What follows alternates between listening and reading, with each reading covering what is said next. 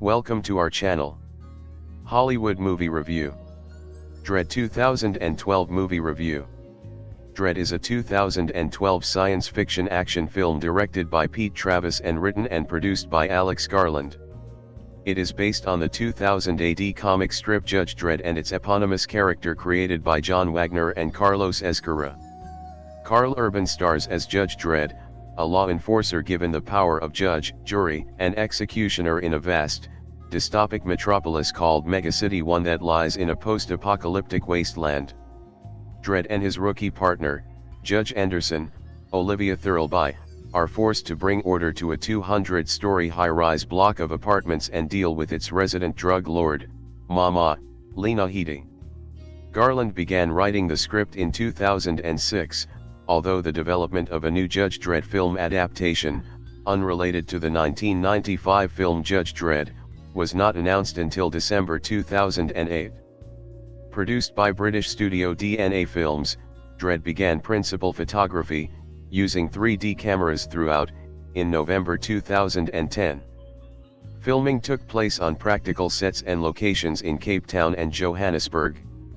Dredd was released on September 7, 2012 in the United Kingdom and on September 21 worldwide.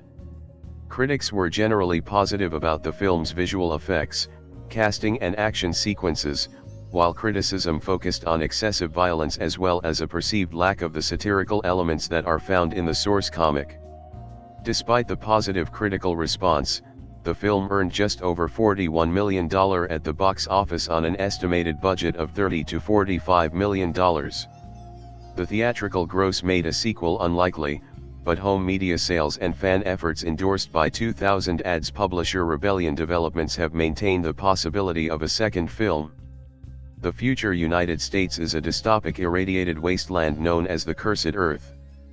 On the East Coast lies Megacity 1, a violent metropolis with 800 million residents and 17,000 serious crimes reported daily. The only force for order are the judges, who act as judge, jury, and executioner. The chief judge tasks veteran officer Judge Dredd with assessing potential recruit Cassandra Anderson, who marginally failed the aptitude tests to become a judge, believing her powerful psychic abilities can help in the judge's failing war against crime.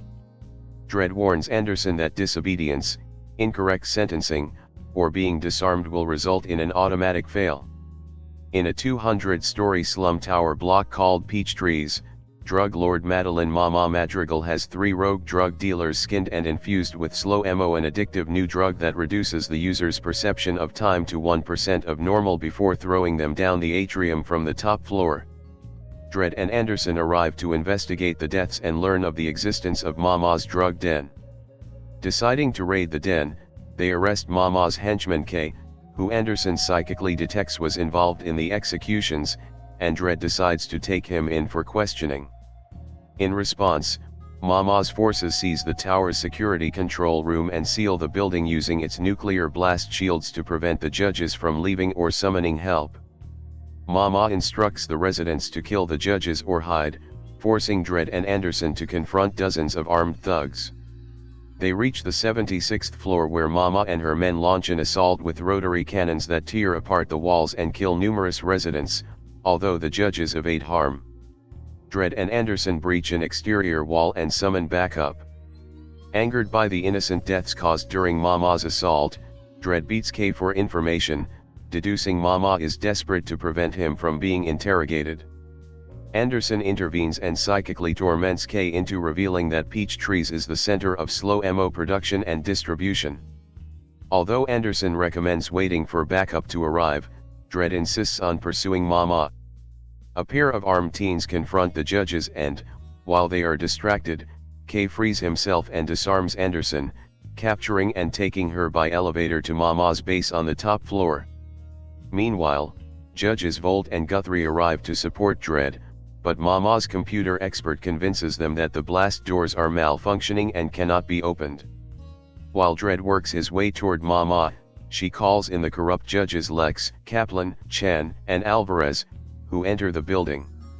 Kay tries to execute Anderson with her lawgiver gun, but the DNA scanner does not recognize him and the gun explodes, destroying his arm before Anderson neutralizes him.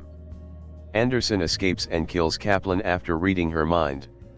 Dredd, realizing the reinforcements are corrupt, initiates a firefight which kills Chan and Alvarez. Lex corners and wounds Dredd, before being fatally shot by Anderson. Anderson obtains the access code to Mama's apartment from the mind of her computer expert and releases him after viewing his memories of torture and coercion at Mama's hands. Dredd admonishes her decision to release a suspect as a fail point and a crime.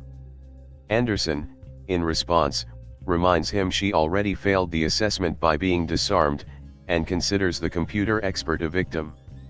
The judges infiltrate Mama's apartment where they kill most of her enforcers, although Anderson is shot and wounded. Mama reveals that, if Dredd kills her, a device on her wrist will detonate explosives on the top floors, destroying the building. Reasoning that the detonator's signal will not reach the explosives from the ground floor, Dredd forces Mama to inhale slow mo and throws her down the atrium to her death. With order restored, the judges leave peach trees as reinforcements arrive. Dredd tells Anderson her assessment is complete and she surrenders her badge before leaving. The chief judge asks Dredd about Anderson's performance. He responds that she has passed. Development of the film was announced on December 20, 2008, although writer Alex Garland had begun working on the script in 2006. British studio DNA Films produced the film, and partnered with sales agency IM Global to sell the worldwide distribution rights. By May 2010, this partnership saw IM Global and its owner Reliance Big Pictures agree to co-finance the 3D project with a $45 million production budget, and a schedule to begin filming in Johannesburg, South Africa in late 2010. Pete Travis was named as the film's director and Garland, Andrew Macdonald, and Allon Reich would produce it. Duncan Jones had previously been offered the role of director.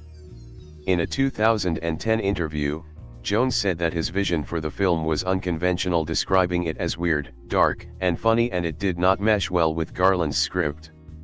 In September 2010, it was reported that the film would be titled Dredd. Pre-production commenced on August 23, 2010 at Cape Town Film Studios in Cape Town, South Africa. During the 2010 San Diego Comic-Con in July, Urban confirmed that he had been offered the role of Judge Dredd, and on August 18, 2010, it was reported that Urban officially had the role. In September 2010, it was announced that Thirlby would play Dredd's telepathic rookie Cassandra Anderson. In the same month, during the Toronto International Film Festival, the film attracted $30 million in worldwide pre-sales to distributors in 90% of theatrical markets. The sales included a $7 million deal with British distributor Entertainment Film Distributors. On November 2, 2010, Lionsgate Entertainment secured the North American distribution rights to Dredd. Headey joined the cast as drug dealer Mama in January 2011. Judge Dredd creator John Wagner acted as a consultant on the film. In 2012, he confirmed that it was a new adaptation of the comic material and was not a remake of the 1995 adaptation Judge Dredd, which starred Sylvester Stallone. Garland began writing Dredd during post-production of his other writing credit Sunshine, and completed his first draft while serving as an executive producer during filming of 28 weeks later. Garland's draft revolved around one of Dredd's main enemies, the undead Judge Death. He described the story as a riff on the whole judge system, but that it did not work because the judge system had not yet been established and required too much knowledge about the Judge Dredd comic from the audience. He also considered the result too surreal and extreme. From this script, Garland decided that the story needed to be more focused and grounded. He instead considered adapting some of the notable Judge Dredd storylines, including Democracy, 1986, and Origins, 2006. He decided to avoid these lengthy tales in favor of a shorter, day-in-the-life story about Dredd and his function as a cop in the dystopian environment of Megacity 1. When developing the Judge Dredd character, Garland tried to closely follow that of the comic book character, who undergoes only small personality changes over a lengthy period of time. he said. What John Wagner does in the comic is have Dredd evolve, in the way that a glacier moves, you look a year later and something actually has shifted. I tried to be true to that. I didn't think Dredd could have a great epiphany, but there is definitely a change in him over the course of the movie. He makes a very clear statement at the beginning of the film which he then contradicts at the end.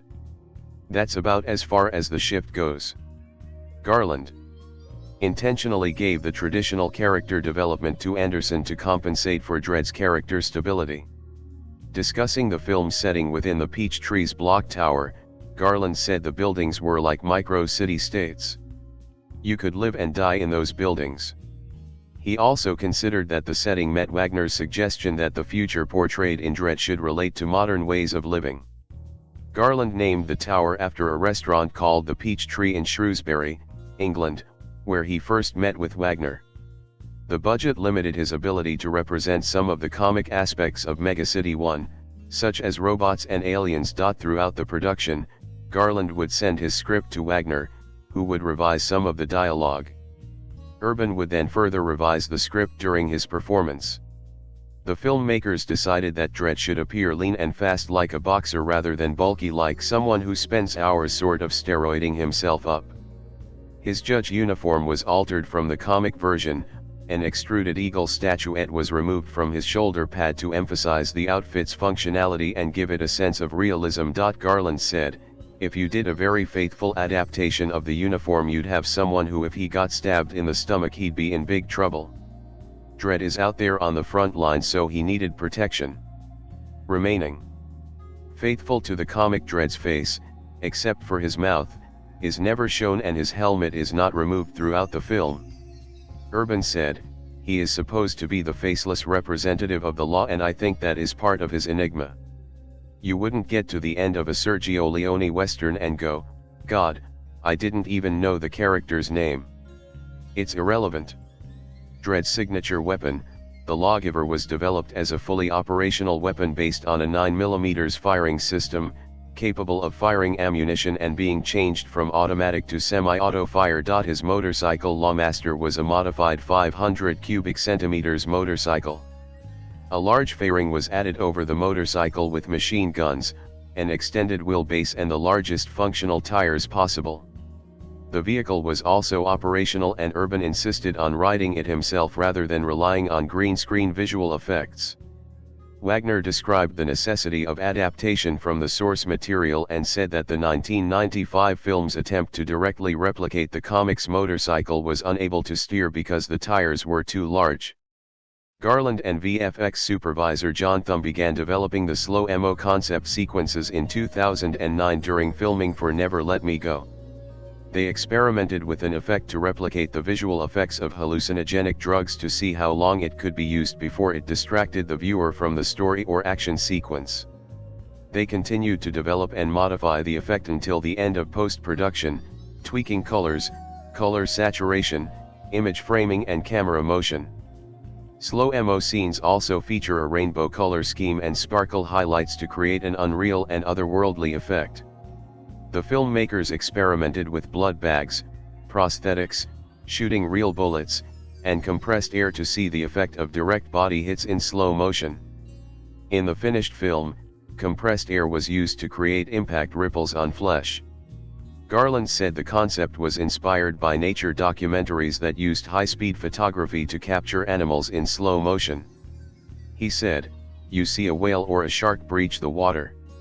Then you'd stop thinking about the animal and you get transfixed by how water droplets connect and touch against each other.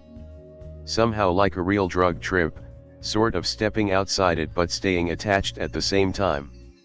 He questioned whether the technique could be used with violence to make it purely aesthetic. He said, can it be so abstract that it becomes genuinely beautiful?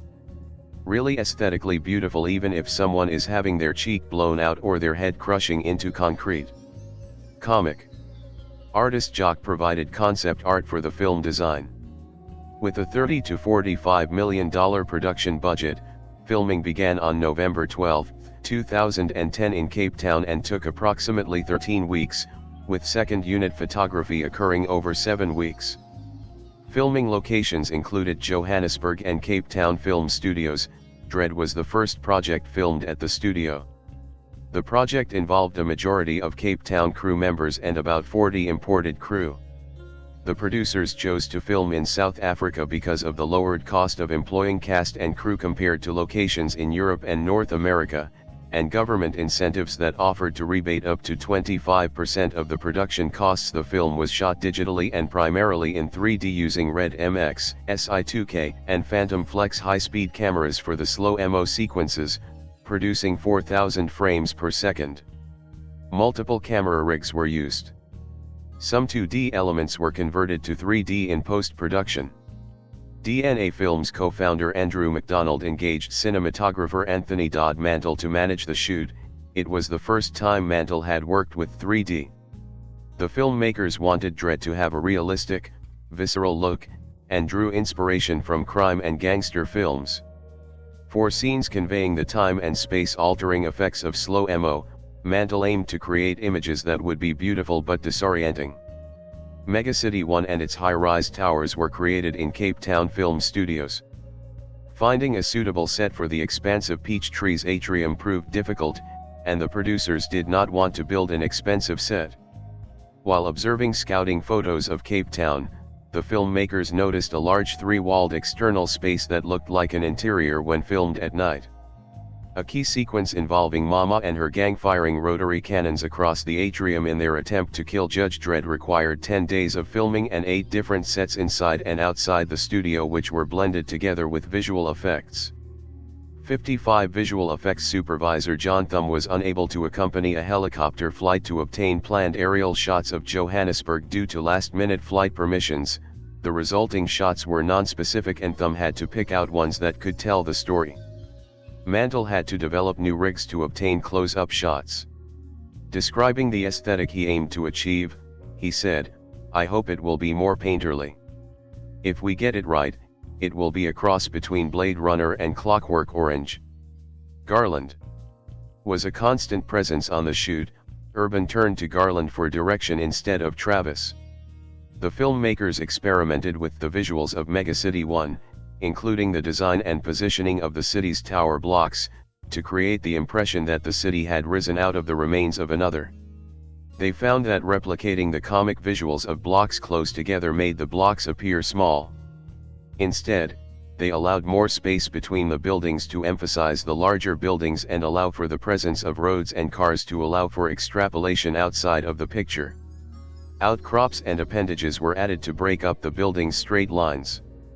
On October 7, 2011, the Los Angeles Times reported that Travis was prohibited from participating in the editing process following creative disagreements between producers and executives. Garland took over the editing process. His contribution was considered significant enough for him to seek a co-director credit, a situation considered unusual as Garland had never directed a film before and had not been in charge of any filming. The disagreement concerned a disapproval over the footage that Travis was providing. Although Travis was removed from the editing process, he was monitoring the progress of the film. On October 10, Travis and Garland released a joint statement saying that they had agreed on an unorthodox collaboration before production began, that Travis was still involved in the film and that Garland was not seeking a co-director credit. 57 In March 2018, Urban said that he believed Dredd should be considered Garland's directorial debut. Paul Leonard Morgan wrote the film's industrial music score. Leonard Morgan created music to suit the film's futuristic setting. He experimented with band-based music, but decided it sounded overproduced and too safe. He turned to electronic music and used 1980s-style synthesizers and modern sound modules to create various combinations and applied distortion and other effects to the result. Leonard Morgan said, "I was looking to create a timeless score which couldn't be placed in any particular era. So it's ended up being a cross between a modern dance track and evocative soundscapes." For scenes conveying the effect of the slow-mo narcotic, he composed new music with real instruments and then slowed the songs down to match the visuals, such that 1 second of his composed score could last 10 minutes, slowed to 0.17% of original. He then added additional real-time score to the slowed track. An unofficially altered Justin Bieber song served as inspiration for the slow mo theme. Garland said that Portishead instrumentalist Jeff Barrow sent me a link to a Justin Bieber song slowed down 800 times and it became this stunning trippy choral music. Morgan recreated the effect based on the modified track, which was used in the finished film. The film used Bieber's music as a temporary placeholder during editing before the score was finalized. The film also features songs by artists including Poison Lips by Vitalik, Dubstride by Ian McCullough and Gemma Kicks, Snuffbox by Matt Berry, Pontiac Moon by Robert J. Walsh, and Jubilee, Don't Let Nobody Turn You Around, by Bobby Womack.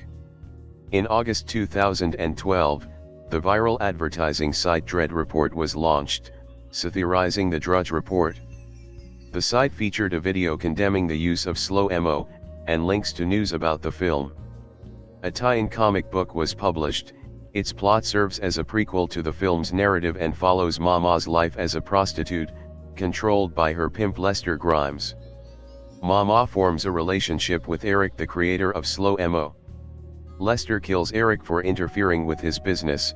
Mama castrates Lester with her teeth in retaliation and Mama takes over the slow mo operation. The comic was written by Judge Dredd magazine editor Matt Smith, drawn by 2000 AD artist Henry Flint and was released on September 5, 2012.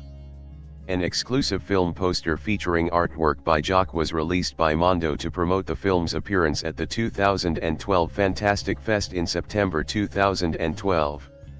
Dredd's marketing campaign won a Golden Trailer Award for Best Thriller TV Spot for the trailer Big Addicted, and received nominations for Best Action TV Spot, Most Original TV Spot, Best Graphics in a TV Spot, Best Music TV Spot, and Best Action Poster and Most Original Poster for the Dredd motion poster.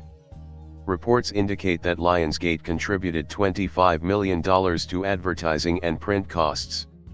Dredd premiered at San Diego Comic-Con on July 11, 2012.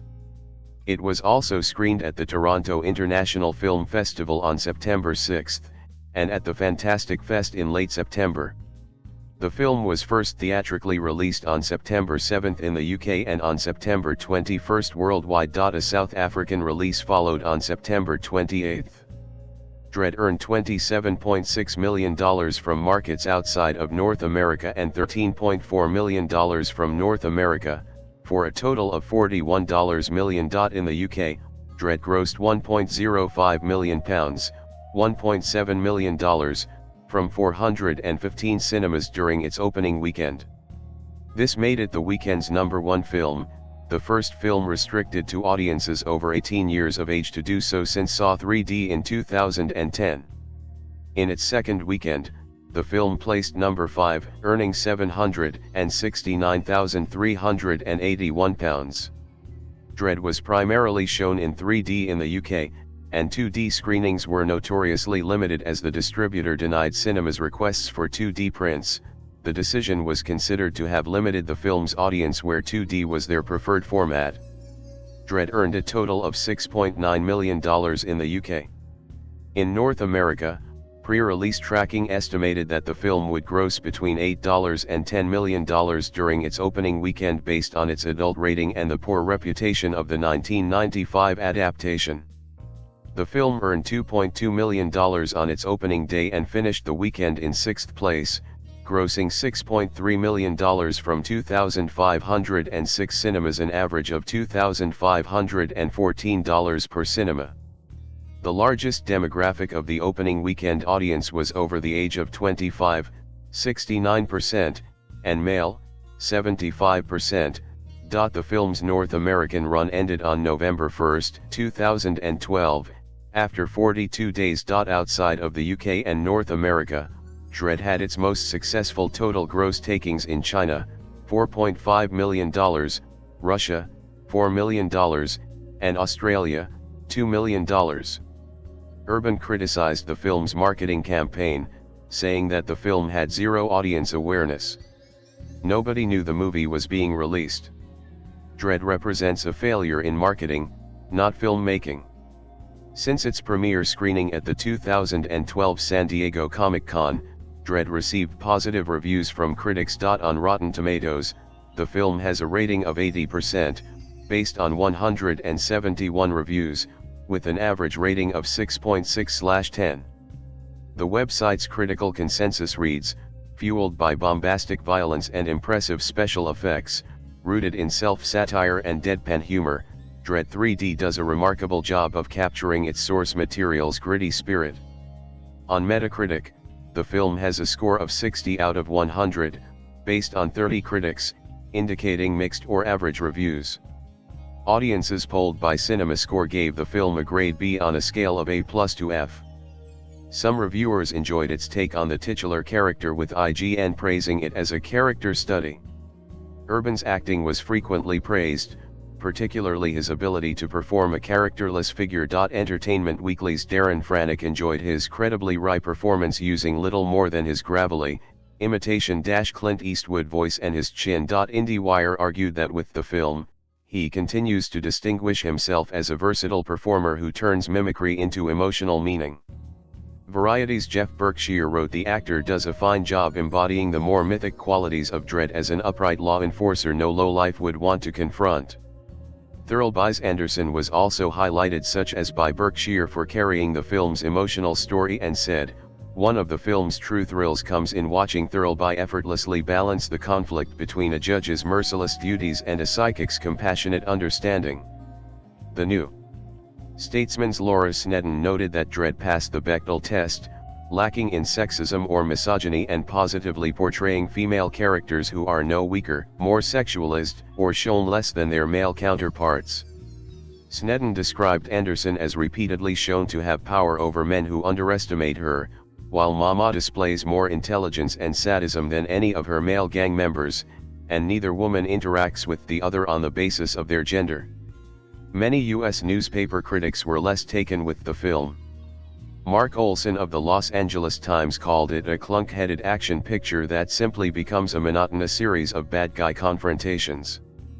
Frank Loves of Newsday described it as a soullessly gritty film, which, apart from one believable scene involving Thirlby, is all tough guy talk and humorless cynicism. Stephen Whitty of the Star-Ledger called it a gray and ugly film, said that there was little to draw viewers in, and wrote that apart from the drug-induced slow-motion sequences, the film offers nothing new.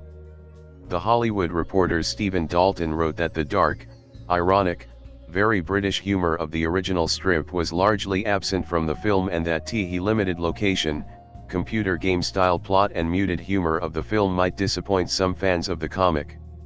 Dalton also said that Urban's performance, while close to the comic, lacks something. Overall, Dalton said, "Pitched at the right level to please original fans, but still slick and accessible enough to attract new ones, Dredd feels like a smart and muscular addition to the sci-fi action genre." The visual effects and slow-motion sequences induced by slow-mo received broad praise.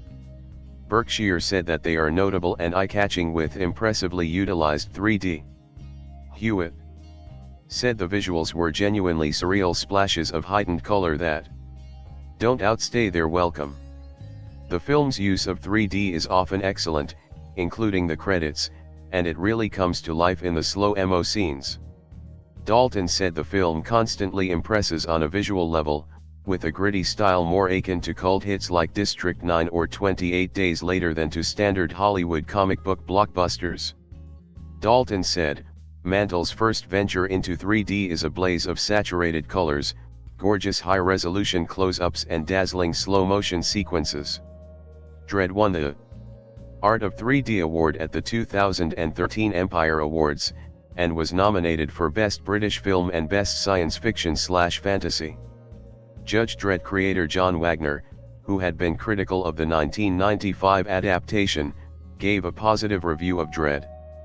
He said, "I liked the movie.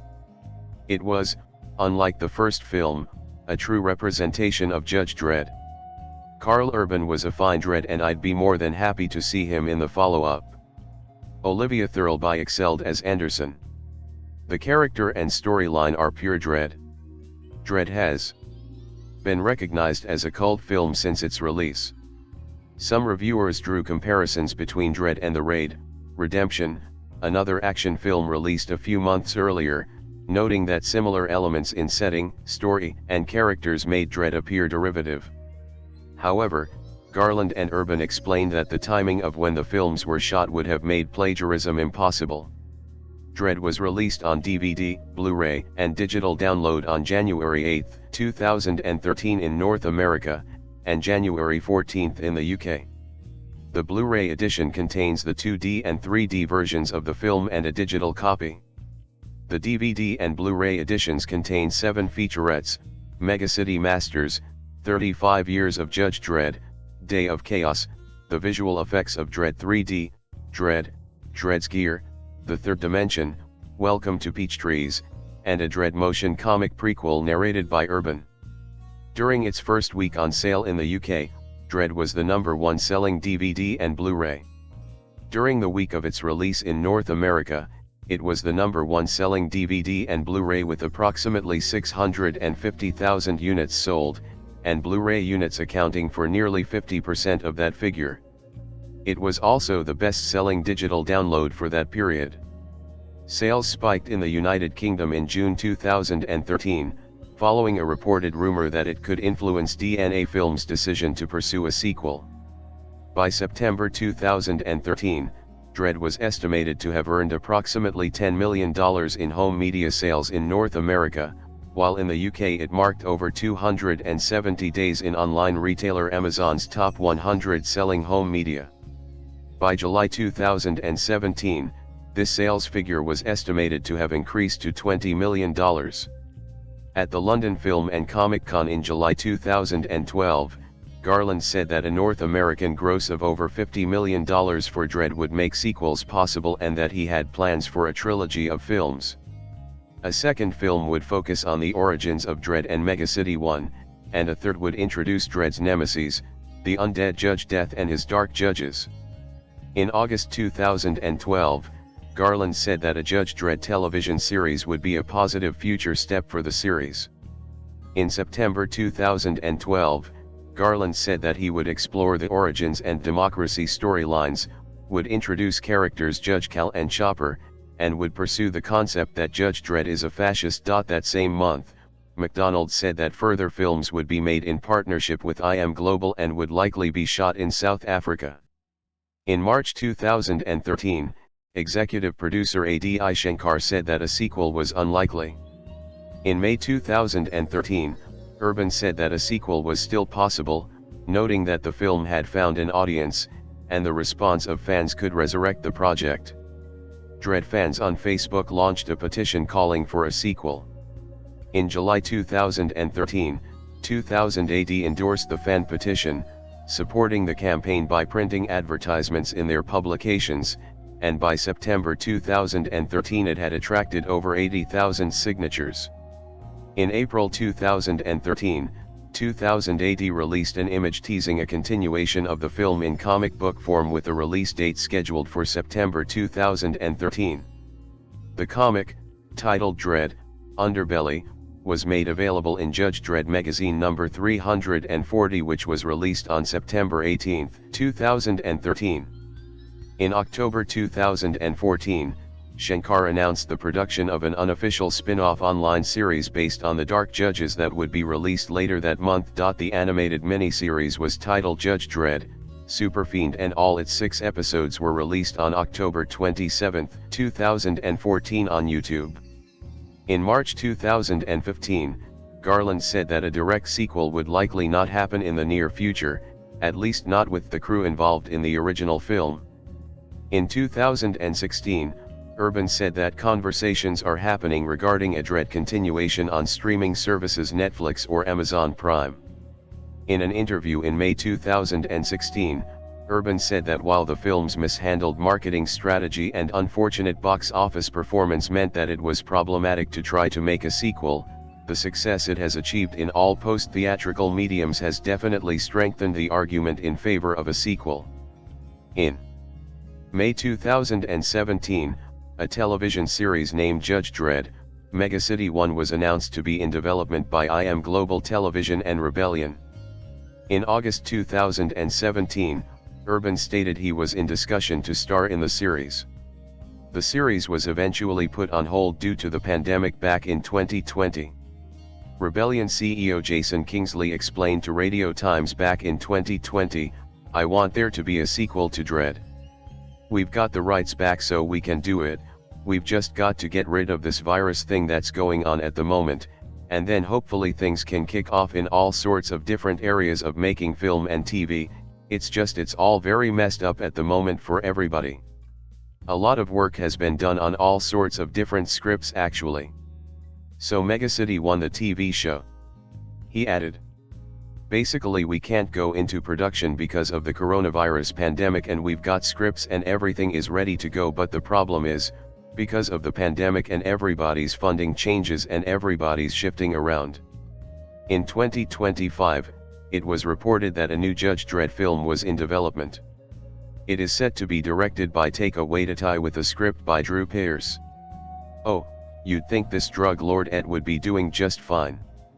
After all, she manufactures and controls the illicit drug known as Slow Mo for Megacity 1, an 800 million person metropolis that covers much of what was once the eastern part of the United States. She's holed up on the 200th floor of the Peach Trees complex, a building/neighborhood/vertical village housing 75,000 mostly unemployed saps, a great resource for goons. She's worked and schemed and killed her way to the top, and now she's looking to expand her operation. Life doesn't get much better for a crime kingpin in this dystopian world.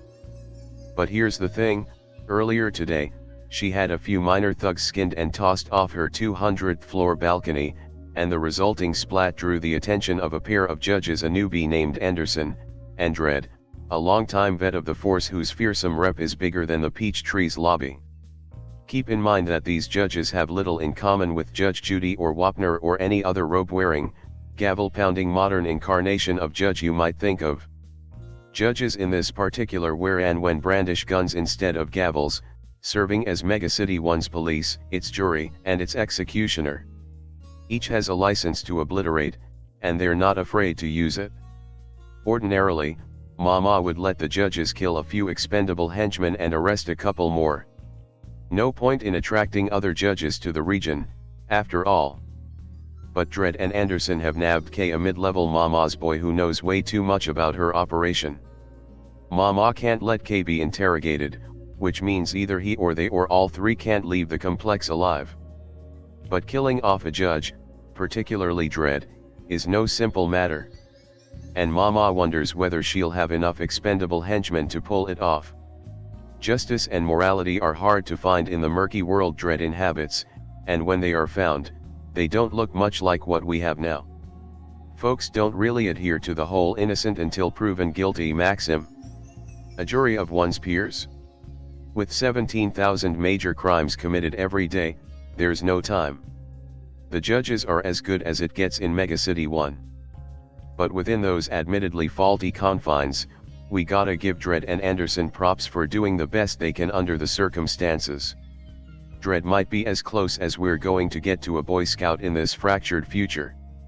A stickler for law and order, he wields his judicial power like a scythe, cutting down fields of bad guys like so much wheat, while trying to never overstep his legal bounds. He is skilled, incorruptible, and nigh unstoppable, a veritable angel of death in body armor. Anderson isn't any of those things, yet. It's her first day on the job, after all, and while she fervently wants to help and protect the citizens of Megacity 1, she's not yet shed the copious amounts of blood the job seems to require. Still, she shows pity and occasionally lets the bad guys, folks she believes are as much victims of Mama's machinations as participants go. Maybe it'll be the one positive difference I do make, she tells Dredd. So if Dredd's all justice and judgment, Anderson shows us what grace might look like when the world has long since come apart at the seams.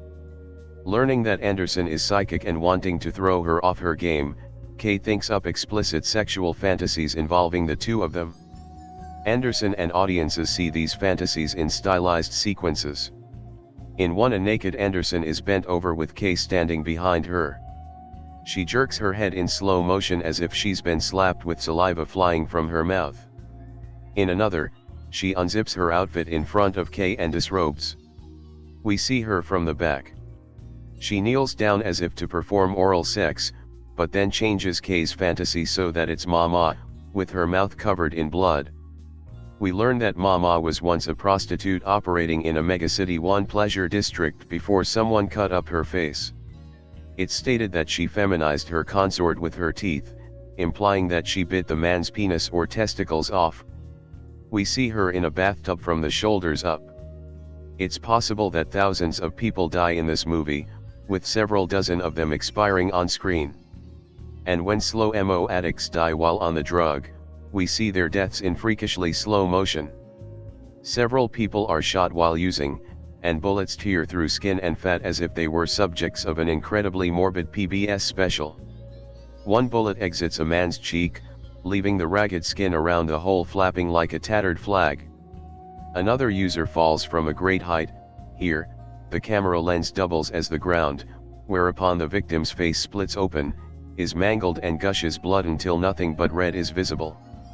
Mama orders 3 people to be skinned alive and thrown from her balcony. We hear the screams and, in flashback, see someone peeling skin away from a body.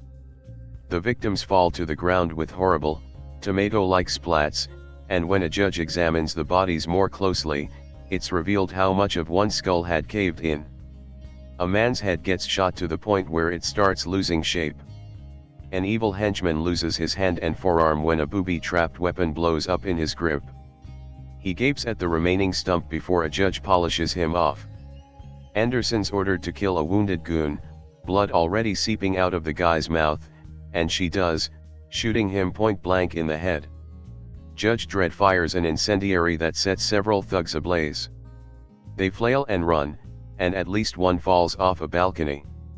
Dredd guns down dozens more, the impact of the bullets often accompanied by spurts of blood. He beats down one suspect, punching, headbutting and choking the guy, finally leaving his face a bloody mess.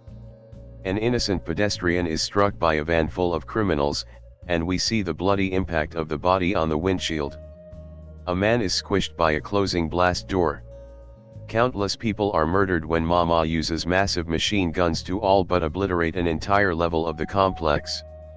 She embeds a device in her wrist that, if she dies, will bring peach trees down and kill the rest of its 75,000 residents. Dredd suffers a gaping wound in his midsection, which he cleans and staples shut. He also dabs at an injury that leaves Anderson temporarily immobile. A man has his eyes replaced with cyborg-like eyeball cameras, and we see a bit of the procedure, with the bloodied, temporarily eyeless victim screaming in pain. Corpses often lie untended. More than 50 F-words, a dozen or so S-words and a half-dozen uses of BCH. There's also one misuse of God's name in which it's mashed up with both the F-word and DN. Drug abuse is a big part of Dredd's plot. We see inhalers and vials filled with slow-mo, a massive lab where the stuff is manufactured, and loads of people who are high on the stuff. But we also see the negative impact the drug has. Mama looks like a meth addict, complete with sunken eyes and rotting teeth. Many of her henchmen seem addled and or impaired. A homeless man carries a cardboard sign that describes him as a junkie who will debase himself for food. A judge describes Megacity 1 as nothing but a glorified meat grinder. People go in one end and meat comes out the other, he tells Dredd. All we do is turn the handle. That meat grinder works overtime in Dredd, and most of the characters we see here are treated with all the sympathy of sausages. Anderson and Dredd both notify their home base when there are bodies ready not for burial but for recycling. And in one scene a city street cleaner motors through a pool of blood, trying to sweep up the mess.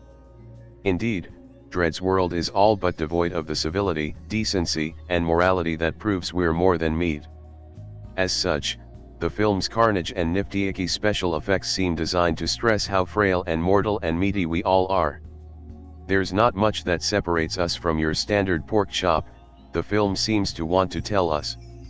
Arguably, that callous appraisal of humanity helps draw attention to those characters who do aspire to be something more, the guy who tries to help the judges, though he's immediately shot for his trouble, or the woman who just wants to see her husband come home safe, though he's already lying dead somewhere. Judges Dredd and Anderson, most especially, show us that even in this bleak, horrible world, there are still those who adhere to and dole out justice and even sometimes dispense a bit of grace with it. Which is nice and all, I guess. But, really, do any of us need a movie like this to learn that lesson? Have we been reduced so far down to the lowest common denominator that we require an R-rated corpse and corpuscle festival to tell us we're more than the sum of our parts? A dreadful notion, that. Dredd, released in 2012, fits right into the dystopian ideal. The character itself, Judge Dredd, is pulled from source material from the comic anthology 2000 AD. And while the comic sought to satirize totalitarianism, Dredd, with solid direction by Pete Travis, kicks those themes to the back burner. Dredd, here bodied by Karl Urban, is an impregnable fountain of justice. He's incorruptible, and the society he polices, Mega City 1, is wholly corrupt. It makes for simple story, much like TV's 24, where the good guys and bad guys are absolute. This may be a good or bad thing. Here, in Travis' vision, Dredd and other judges police a population overridden with crime, where the idea of a court system seems farcical. His job is to break in a new rookie, Olivia Thirlby, and the plot stems from there. Dredd skips a lot of the niceties. The film sets Thirlby's Anderson a psychic with sub-PAR police scores who wants to be a judge against Dredd, the best of the best. He narrates all the ways she can fail the test before her: incorrect sentencing, disobeying a direct order, losing your primary weapon, etc. Dredd has an encyclopedia knowledge of the penal code and questions Anderson on what crime earns what sentence. Yet, along the way, and especially as Dredd lets a perp go for vagrancy when he should bring him in, you get the impression of a law student being pressured to display their knowledge, not a pawn being fed fascistic propaganda. And seeing how ruthless the criminals we've seen are, we start to question if the judges are really that bad. What works about Dredd is especially Karl Urban. He doesn't seem like an actor trying to act tough, but someone embodying a character who actually is. And as Dredd and Anderson become embroiled in a gang war in the massive Peachtree's apartment complex going up against gang leader Mama, a sinister Lena Headey, the senior judge still uses the situation for teaching skills. In case you're in doubt of how evil Mama really is, she orders the flaying of 3 competitors at the film's opening before having them thrown 90 floors down to their destructive end. She's also had them dosed with slow mo first. It's a synthetic drug she manufactures that makes the brain operate at 1% of its usual speed, meaning their deaths likely felt like hours, not seconds. The action set pieces of Dredd are impressive. And I like that the film skipped unnecessary flyovers of Mega City 1, which we learn is huge, spanning from DC to Boston. It instead focuses on the tenement block Dredd and Anderson are trapped within. Dredd releasing a year after Gareth Evans' high-octane The Raid, Redemption doubtless took clues from that film. Dredd and Anderson become prisoners in Peachtree's for most of the film's run. And they're not the favorites from the onset. The cinematography and action make the film what it is, and cinematographer Anthony Dodd Mantle highlights Dredd's better parts with intrigue. Some of this includes massive explosions. The film's piece de resistance is a chain gun assault by Mama on an entire floor that leaves little but ruins, while others include hallucinatory visuals. The drug's slow mo is here rendered at insanely slow speeds. Waves of light and energy fields blend with bullet wounds and carnage. The photography takes some cues from The Matrix, what action film after 1999 didn't, but becomes its own thing. It helps that the screenplay is by Alex Garland, who wrote and directed The Perfect Ex Machina. Garland knows sci-fi. And while Dredd is mostly dystopia mixed with action, the treatment of Anderson and her psychic abilities and discrimination against her by normies set up interesting angles. What also sets Dredd apart, especially from the '95 Sylvester Stallone actioner, is we believe Dredd believes in the law. He believes it absolutely, but not absolutely enough to not give Anderson dozens of chances. A weaker script would have focused on a totalitarian leader and Dredd getting off on the sentences he carries out. We truly believe from the scenery Travis gives us that America is indeed a wasteland. We also believe the judges are actually necessary. And given that other judges don't share Dredd's immovable nature, the film becomes a treatise on integrity rather than totalitarianism. I'm reminded of 2002's Equilibrium here, where a lawman suddenly realizes he must bring down the empire he's helped defend. Dredd doesn't go this route. And while the comic may have intended to criticize government overreach, Travis' film is more straightforward. Under his bravado, Dredd cares about people. It makes us believe his necessity more than it makes us question it. Dredd is a good film. It's not perfect, but it holds the test of time. I watched this film coming off of a viewing of 1987's RoboCop. It's an interesting comparison, because Peter Weller's futuristic police unit is still figuring himself out, while Dredd knows who he is. And in a city this corrupt, despite honest citizens trying to live their life, ruled by criminal overlords, he feels necessary.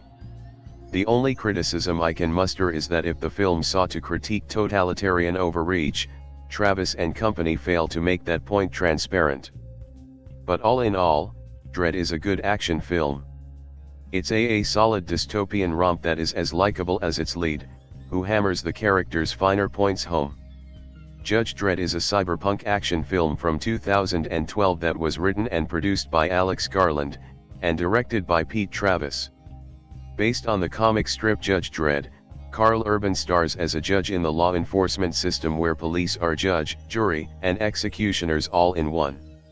Set in a vast, dystopian metropolis called Megacity 1, Dredd and his apprentice partner Judge Anderson are called to a 200-story megabuilding to deal with its local drug ring and their leader, Mama. America is an irradiated wasteland. Within it lies a city. Outside the boundary walls, a desert. A cursed earth. Inside the walls, a cursed city, stretching from Boston to Washington, D.C. An unbroken concrete landscape. 800 million people living in the ruin of the old world and the mega-structures of the new one. Mega-blocks. Mega-highways. Mega-city 1. Convulsing. Choking. Breaking under its own weight. Citizens in fear of the street. The gun. The gang. Only one thing fighting for order in the chaos, the men and women of the Hall of Justice. Juries. Executioners. Judges. Generally I hate exposition like this at the beginning of a movie, but this one gets a pass from me just because Urban's voice is that good. We are immediately afterwards treated to some classic cyberpunk scenes of the new normal of the future, megastructures with megablocks and giant mazes of superhighways. Unfortunately, this is all that we will see in the movie of the rest of the city. Any great action cyberpunk film has a high-speed motorway chase and Judge Dredd delivers right out of the gate. This was one of my favorite scenes, to see Dredd on his motorbike pursuing 3 felons in a van speeding along one of the highways. In a subsequent scene we see a criminal run away through a mall, with fresh bodies lying dead on the floor scattered throughout. This struck me as subtly communicating to the viewer how life here is very cheap indeed. This is reinforced when we later see in the same setting a few cleaning robots come out to clear the blood and mess while a PDA cheerfully announces that the mall will be reopened again in 30 minutes. Commerce. This introduction eventually leads the story to the megastructure of peach trees, where the rest of the movie takes place. The main antagonist, Mama, is introduced early on when she has a couple rival gang members skinned alive and thrown over the railing. She controls the entire complex, and the inequality and desperation is visible. Homeless junkie, will debase self for credits shows the desperation of peach trees. The rookie reading the stats of the crime and unemployment levels in the building add to it. One aspect of this film that sets it apart from other cyberpunk films in its genre is the incredible slow-motion scenes when people inhale a drug called slow-mo. It gives us a true impression of what it must be like to be on the drug, while at the same time giving it a distinctly artistic feel to the film. I personally loved it. Another thing this movie did very well is sustain the suspense. There is a good balance between guns blazing and quiet moments where the audience waits. The music in this film is incredible. Hard rock, heavy hitting, it's actually done by Paul Leonard Morgan, one of his more electronic and industrial tracks I've heard from him. Finally, Karl Urban's gruff voice and cool attitude personifies Dredd perfectly. He was a great choice to be cast in this role and does an excellent job. There was a small element of supernatural where the rookie has a psychic ability as a result of a certain mutant strain that she possesses. I felt that adding the mutant aspect to the movie really wasn't necessary, but it also didn't detract from the film itself either. Upon first viewing, I was disappointed that the film took place almost exclusively in peach trees, and that it seemed like more of an action Rambo-style cat and mouse movie than anything else. They had such great scenes in the mall, overviews of the megacity, there was a lot of potential here.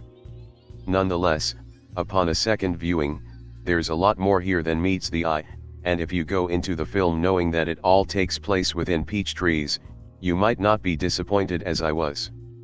I thoroughly enjoyed Dredd, and it's a film you can watch over and over again, for the characters, the music, the incredible set design and costumes, and the over-the-top action sequences. The end is somewhat predictable, but still very much badass, with some surprises that are sprinkled within. I also greatly enjoyed seeing how well the rookie was able to take care of herself.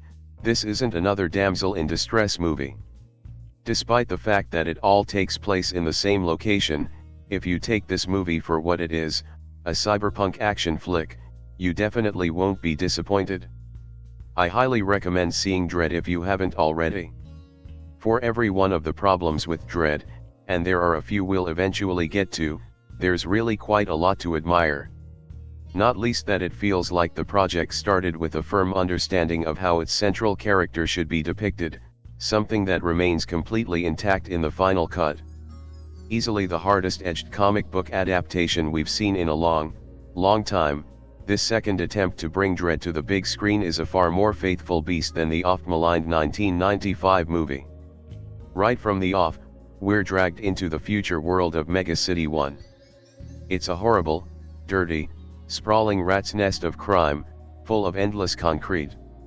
It's also overseen by a series of judges, who act as judge, jury, and executioner as they attempt to bring order to the city. If you're looking for a definition of unwinnable war, what the judges face in Mega City 1 is a good place to start. But that doesn't stop them trying, and thus we meet Judge Dredd, played by Karl Urban, and unlike Sylvester Stallone's take on the character, his helmet remains on his head for the entire movie. Urban's Dredd channels Clint Eastwood, pre-empty chair incident, barking out words only when necessary, and never betraying the slightest hint of emotion. It's an excellent performance from someone who clearly understands the role. The focus of the film itself is effectively on one day in Judge Dredd's life, marrying up elements of Training Day and the raid as it does so. The premise here is that Dredd has this single day to find out whether new rookie Anderson has got what it takes to be a judge. Unfortunately, it's also the day they end up in a 200-story building under the rule of drug baron Mama. She's peddling a narcotic by the name of Slow Mo, and Dredd and Anderson soon find themselves imprisoned in the block, fighting to bring the criminals within it to justice. It's a simple setup, and quite a wise one.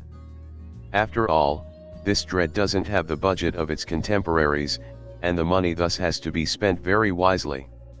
There's some solid effects work to establish the perspective and tone of the city, but more interestingly, they filmmakers have spent the cash on details. Graphic displays, makeup, signs, little things in the background that give more realism and texture to a world than a computer graphic can generally give you. The flip side to all of this, though, is there's not actually a lot of story. Furthermore, even though Olivia Thirlby's excellent Anderson, again, captured faithfully from the comics, effectively in the Doctor Who companion role, narratively, carries the emotional burden of the film, not least in a sequence where she meets one of the block's residents, there's no real opportunity to get under the skin of the main characters. It boils down, then, to a simple case of law enforcers versus criminals, and not a lot more than that. But it does commit to what it's trying to do, and the world it's trying to represent. Alex Garland's sparse dialogue is harsh, and true to both Dredd and the original 2000 AD strips. Furthermore, there's no attempt whatsoever to soften the film. This is a brutal piece of work, and director Pete Travis doesn't shy away from that at all. Blood splatters, people die in horrible circumstances, and the effects of slow-mo are ever present, although this does mean we get a few overextended slow-motion scenes which outstay their welcome a little. Credit, too, to Lena Headey, who's already shown that she can be a complicated antagonist in Game of Thrones.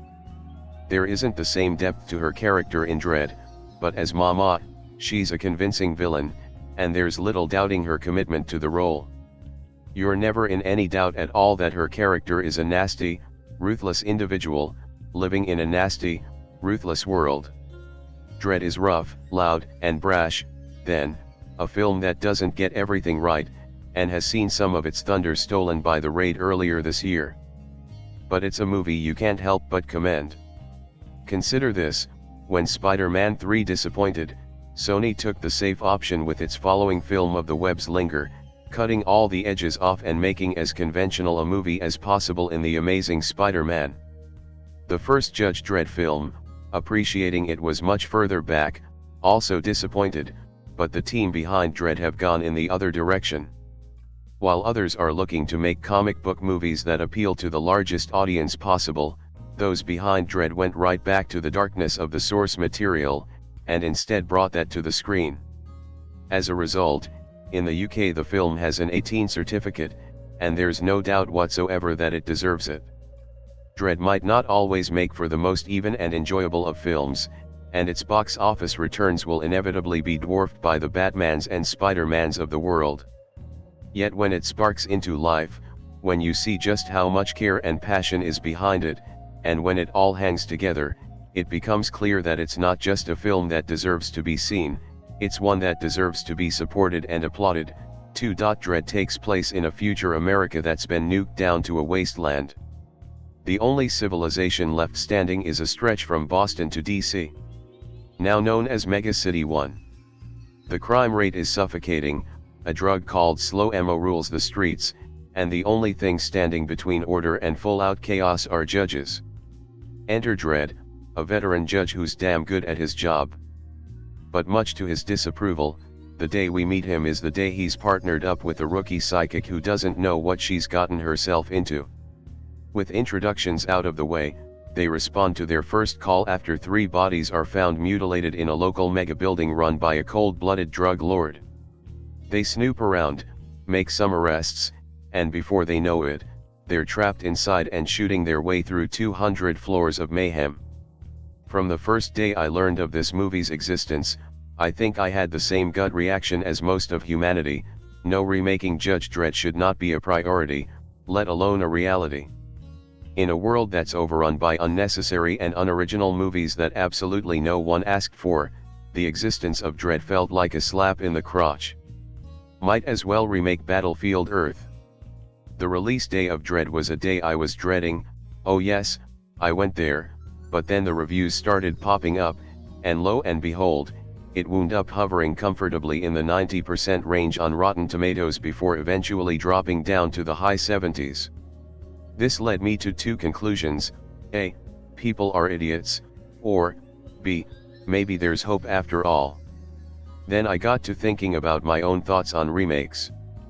Folks, by and large, most remakes and reboots have no place in this world, since most of them these days get made just because. Why remake Total Recall when the original is still one of the greatest sci-fi movies ever made? Bad, Hollywood. Bad. Not to say that all remakes are bad, but I'm of the mindset that there are 3 valid reasons for a remake or reboot. 1. A once great franchise has strayed from its former greatness, e.g., Batman, James Bond. 2. A great movie from years past never got its proper due for some reason or other, e.g., Inglourious Bastard. 3. A movie got made, it legitimately sucked, and now we have the wherewithal to make it something great. And if it doesn't fall into those three, then stay the EFF away. Dredd, on the other hand, most definitely falls into that third category. And once this epiphany took place, my mind opened up. Still can't believe I liked this as much as I did, but who doesn't love a good cinematic redemption? Now, since I'm generally unfamiliar with the source material in any way, shape, or form, I genuinely considered biting the bullet on this one and actually subjecting myself to Judge Dredd beforehand. Common sense ultimately won the war that day. From what I gather, the comic series that it's based on are awesome, and from what I gathered further, Judge Dredd just dropped the ball. I've only seen bits and pieces of it, mainly ones that revolved around Rob Schneider and cyborg cannibals, but that seemed like enough to go off of. Word on the street is that it took itself way too seriously and suffered for it in excess, and given the destructive powers of Rob Schneider that we're all too familiar with, I can see why things went so awry. Although the funny thing is that Dredd also takes itself pretty damn seriously, but instead of becoming an Achilles heel, it blossoms into a core strength that in many ways makes the whole so good. I mean, this is an unusually solid action movie in ways that action movies rarely excel. Since we're already on the subject, let's take the Raid Redemption for example. If you're jonesing for non-stop ass-kickery that requires a bare minimum of brain activity, you ain't gonna do much better. It excels and then some in terms of capitalizing on its choreography and letting that carry the weight of everything else, and while everything else is fine, fine is an easy bar to raise. So while it may not run on cheetah blood like its Indonesian brother from another mother, Dredd, on the other hand, covers all its bases like a boss. The writing in particular is definitely above average for the genre. It's not without its fair share of familiar scenarios, but I am such a huge fan of scripts that manage to finagle their way through them so that they seem brand new. I'm tellin' ya, some of those scenes impress the pants off me. And there's not much in the way of plot twists or life lessons, but the characters are top-notch and the dialogue is sharp. Most notable is the stellar dynamic between Dredd and the rookie, Judge Anderson. For a role that's totally out of Olivia Thirlby's wheelhouse, holy crap, was she a surprise. Absolutely holds her own, handles the character perfectly, and quickly ends up being a real badass in her own fantastic way. Whereas Dredd has the moral compass of a double-sided coin, she's the voice of reason that keeps things human. It's a relationship that only gets better, and that's largely due to her fleshed-out development. It's a beautiful thing. And as for Karl Urban, well, up until now, Karl Urban barely existed to me. It wasn't until someone else reminded me about his role in Star Trek that I even remembered I'd seen him before. Plus, he's got the same name as a kid I went to high school with, and I was never a big fan of that Karl Urban either. Anyway, I was skeptical at first when it seemed like he was channeling Stallone a little bit harder than anyone in a non-comedic role should be channeling Stallone, but the guy started to grow on me. Certainly helps that Dredd is such a badass character to begin with, although Urban's presence is what makes it. A risky choice given how few people actually know who the dude is, but a choice that paid off all the same. Bonus points for casting an unrecognizable Cersei Lannister as the drug lord. Girl rocked that ish. And then there's the matter of how it looks, and it looks really good. There isn't a whole lot of time spent outdoors here, but when we do get the pleasure of seeing Mega City 1 in all its panoramic glory, it is something else to gawk at. I'm a stickler if there ever was one for visions of the post-apocalypse, and with its stark simplicity of gunmetal grays against an endless backdrop of hazy whites, this one's a bona fide keeper, folks. And considering how much I hate slow mo thanks to Zack Snyder's insistence on filming entire movies in bullet time, this might be the first movie since The Matrix where I actually thought they pulled it off. The trick is the way director Pete Travis elevates it from a worn-out gimmick by piggybacking off the script by Alex Garland that turns slow mo into a plot device. Hard to explain without seeing it in action, but this is the first time in ages where I wasn't rolling my eyes at this stuff. Again, it's a beautiful thing. Plus, The action scenes are legit. Make no mistake, this is one of the most uber-violent movies I've seen in a while. Blood everywhere, the slow mo makes it that much worse, not really my thing. When it rains, it pours, but at least it comes in waves. Still, it's generally a total blast. Love that Judge Dredd only has a handgun the entire time, also love that it can do a dozen different things that all get used to great effect. Feel like this is the kind of movie and character that would jump at the chance to take notes from Doom, but there's something very boss about running train with a pea shooter. Last year at this time, I never would have imagined myself giving this such a positive review, let alone watching Dredd in the first place without having lost a bet. Man, I've been making fun of this movie for weeks now, scoffing at that tomato meter with a mind that it was doomed, nay, destined to suck. And I know it might look stupid, I know it might be tough to buy any of this with the memory of Judge Dredd still lingering in your memory. But truth be told, it's some of the most fun I've had in a theater all year. For me, this is a watershed moment for the remake craze right now, so much so that I would love to see it become a franchise. Always great when a movie's so good it makes you want to jump headfirst into the source material. I feel like this is what the Resident Evil series has been trying to pull off for a decade now, only not failing miserably for 5 straight entries. I don't care what the box office says, that series is a disgrace to anyone who's played a Resident Evil game. But hey, if this is how remakes are gonna look from here on out, then I am all about that Battlefield Earth remake. I was never a big comic book fan growing up. My love of reading comes from my mother force-feeding me children mysteries she'd borrow on her own library card and from the small-town boredom that actually pushed me to read them. I was never visual enough to appreciate comics, and I have this idea entrenched deep in my subconscious brain that novels offer more bang for your buck. If a franchise could bridge the gap between comics and pulp for me, it's Judge Dredd, the one-stop shop lawman. Sylvester Stallone's awesome Itieratin didn't convince the fans in the 1990s, so I was looking forward to what a decade and a half of perspective could do to this fascinating concept in Dredd. The idea behind the screenplay of Dredd is simple, borderline simplistic. 2 judges, cops, judge, and executioners, one brutal and efficient motherfucker named Dredd, Karl Urban, and one mysterious psychic lady named Anderson, Olivia Thirlby, are in charge of investigating a gangland execution that happened in a 200-story high project tower called Peach Trees. It's the home of criminal mastermind Madeline Madrigal, Lena Headey, known on the street as Mama, the producer and distributor of a new hop drug called Slow Mo, which slows time down to 1% of its natural course. Mama has no intention of letting Dredd and Anderson walk out of her headquarters alive. She offers a bounty for their corpses to her tenants, and murderous shenanigans ensue.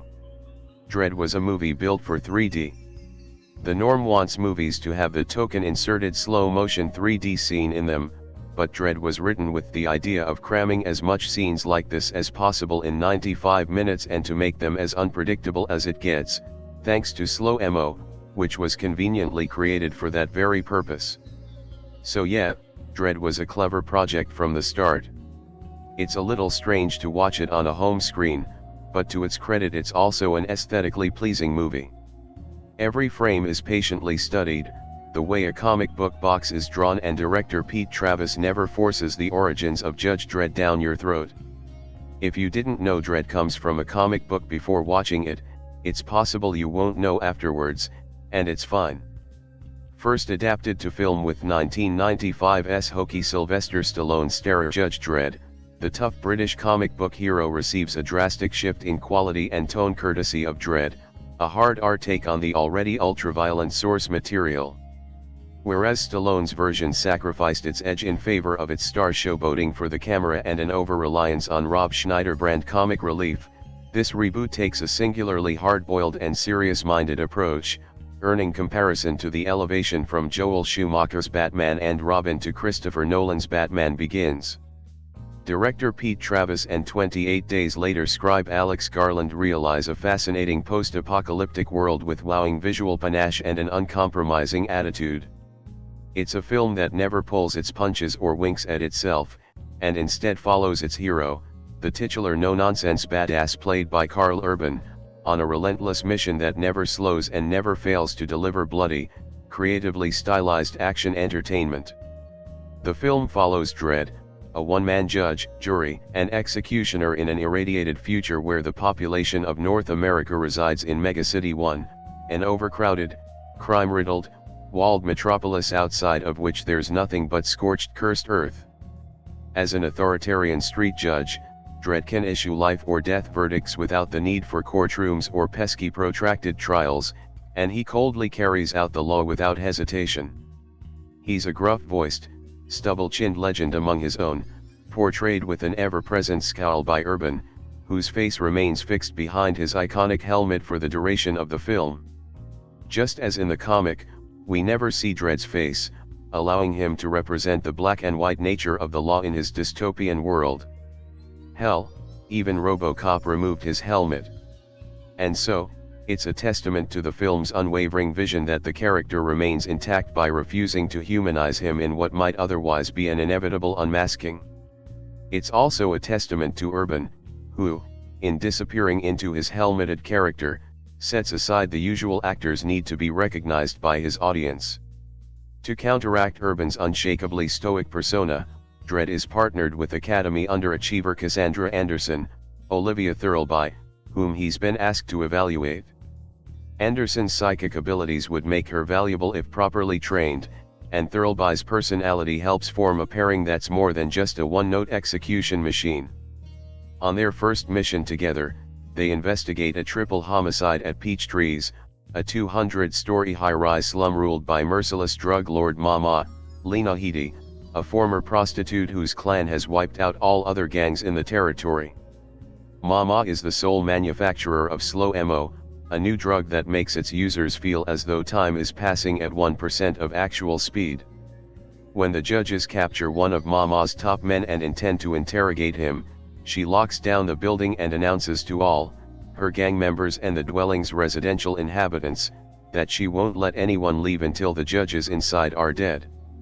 Dredd and Anderson must fight their way to the top in a scenario not dissimilar to the one in The Raid, Redemption, and like that film, the action proceeds with unapologetic carnage.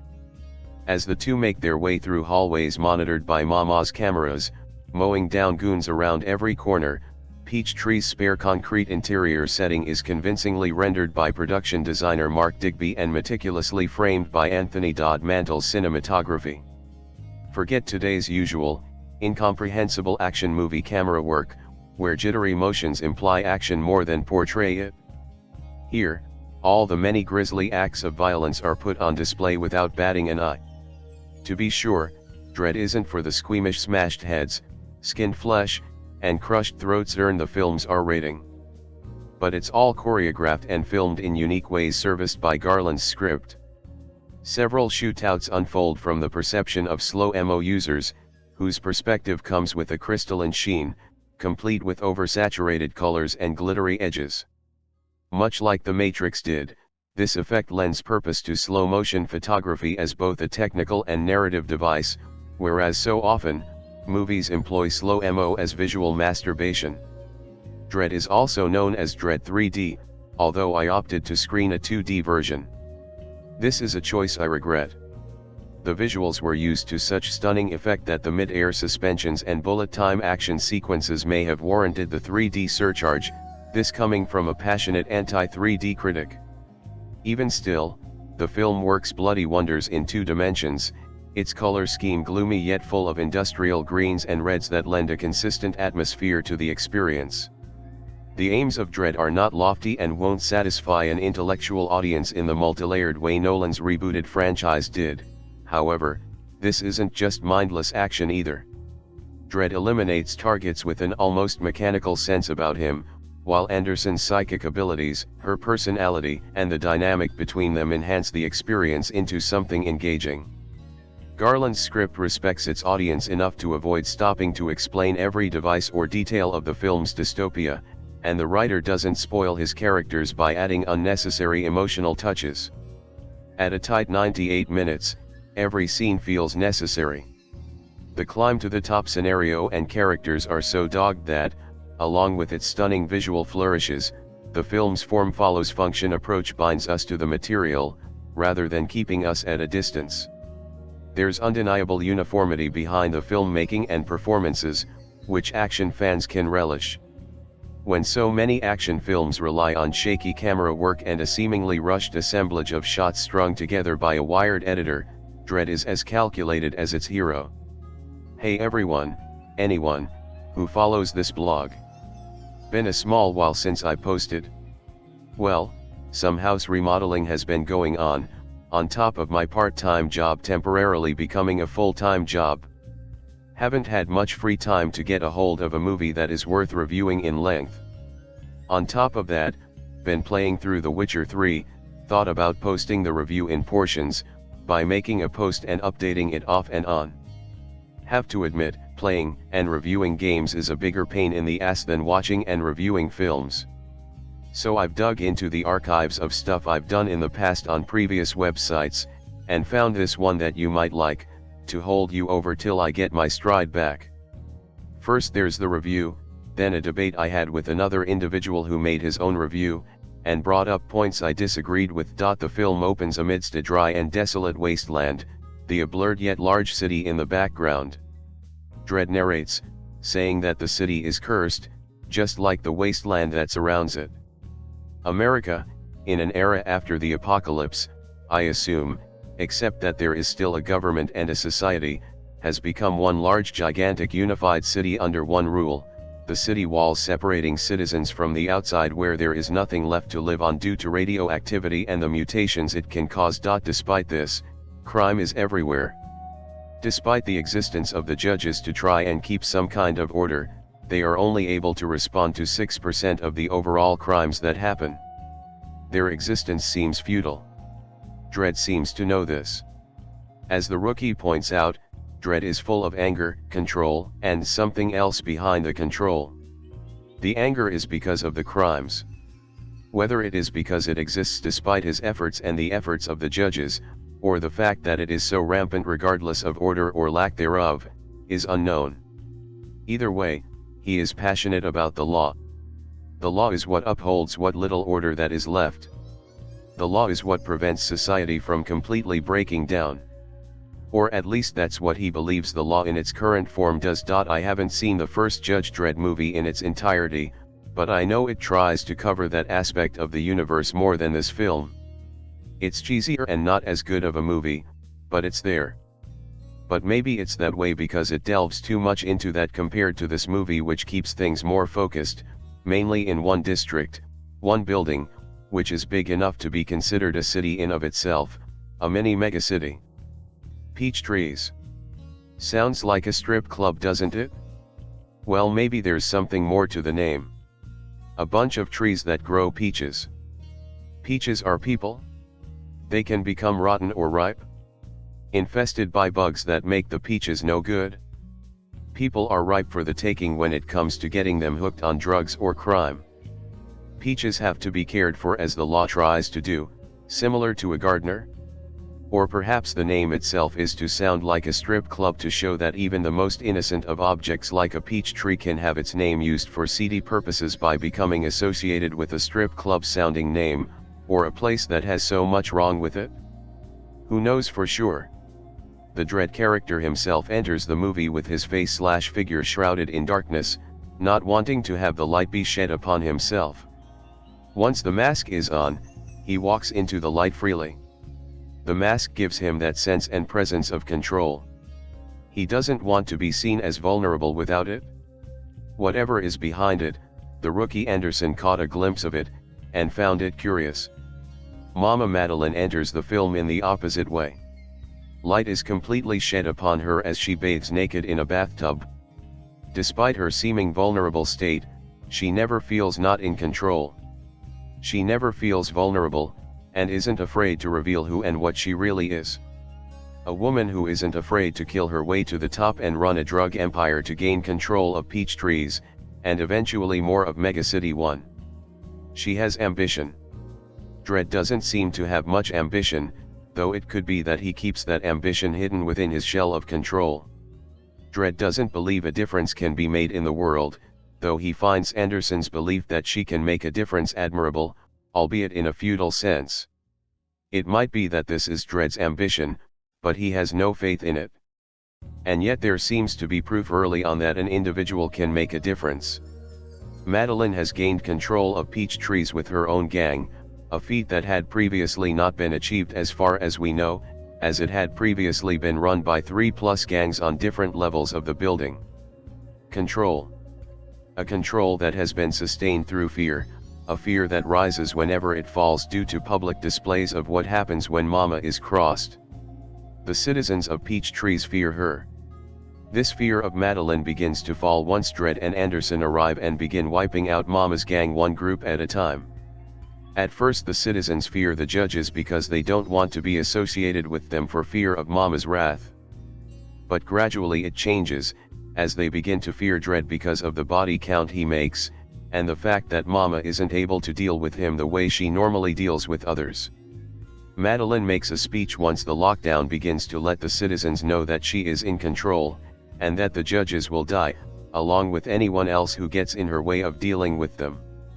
Later on, Dredd does that same, excepting making the threat to Madeline. Madeline tosses rival gang members over the edge of one of the floors to their doom to dissuade others from crossing her again, putting fear into them. Dredd does the same with one of her men, with the hopes of instilling fear into her and her men.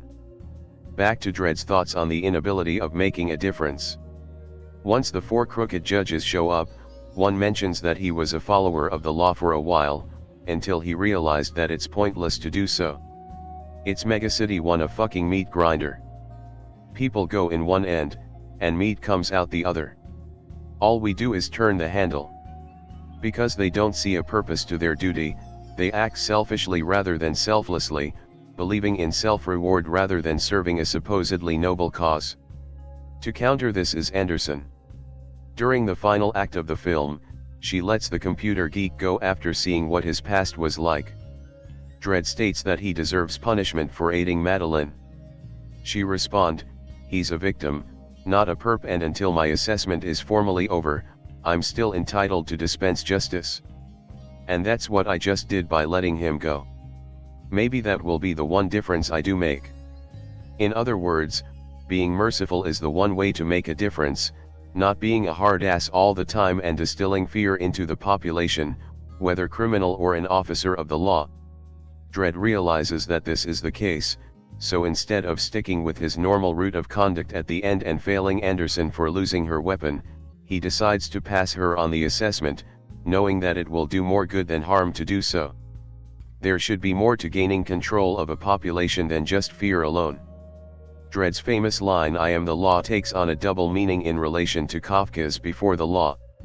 The intended meaning of his statement appears to be an assertion that he has more authority than Mama, a status which is confirmed in the opening voiceover, explaining that each judge is also jury and executioner, unilaterally wielding the full force of the law. However, in the context of Kafka's parable, it takes on a new meaning, that Dredd's subjectivity has been vacated and replaced by the objectivity law. This is verified in an early scene where the new recruit attempts to use her psychic abilities to read his mind, but stops before she reaches beneath the surface. There's nothing there. His identity has been wiped.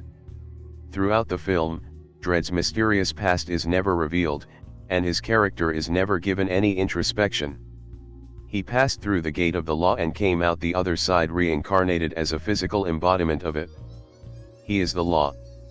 But in completely becoming the law, he has not only lost his subjectivity, he has also come to embody the paradox of the law.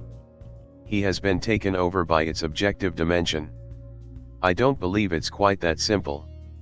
I think that Dredd believes he should be the embodiment of the law in the way you mention, but is not.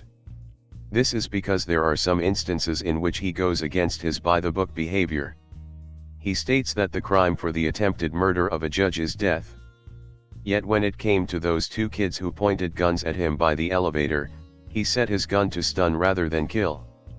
Plus there's his ultimate decision on Anderson's assessment. Those moments indicate that he's not as objective as he may appear. Plus, The fact that Anderson indicates that there is something within Dredd, something behind the control, which may indicate that Dredd doesn't fully believe he is always in control, or that he doesn't fully buy into his beliefs in the law. It's an assumption, but I do believe it's also a theory that holds some weight. This parallel between the law and its criminal transgression is represented in the relationship between the act of violence which opens the film and calls the attention of the judges and the act of violence which functions as retribution for that violence. At the beginning of the film, Mama punishes 3 of the men in her clan by intoxicating them with slow mo and dropping them from the top of the gigantic peach trees building, dramatically elongating their fatal fall. Judge Dredd arrives on the scene to dispense justice, and after fighting his way up the building and finally reaching Mama, he reenacts this very same act of violence which he intended to punish. He intoxicates Mama with slow mo and pushes her off the top of the peach trees building. This mirrored relationship between Mama punishing her minions and Dredd punishing Mama draws a distinct analogy between the law and the crime it is intended to remedy. Not only are Mama and Dredd similar in the way they solve their problems, they are both in control of regions which, despite their rule, are flourishing with violent crime, the Peach Trees Building, Megacity 1. Mama must kill her own to maintain her dominance. The judges are fighting for order in the chaos while the citizens live in fear of the street. The city is described as the ruin of the old world breaking under its own weight. The judges may be trying to bring order, but it's not working. As Dredd himself explains, 12 serious crimes reported every minute, 17,000 per day. We can respond to around 6%. Dredd draws out the identical relationship between the law and its criminal transgression in the identification of the Peach Trees Building with Megacity 1. Vacated of its subjective dimension, the law is no different from the crime it fights. That's the most important line in the argument. Vacated of its subjective dimension, the law is no different from the crime it fights. But there is a subjective dimension to consider. Dredd never really reveals this dimension himself, and the comics upon which the film is based on are the same. The character of Dredd is revealed not through him, but through those around him. Anderson reveals that there is subjectivity amidst Dredd's objective characteristics. In fact, her very character is the embodiment of subjective law that is willing to show mercy when fit. There was a time early on when she didn't, when she first offs a perp at Dredd's command, even though he was wounded and defenseless, though he tried to kill them both.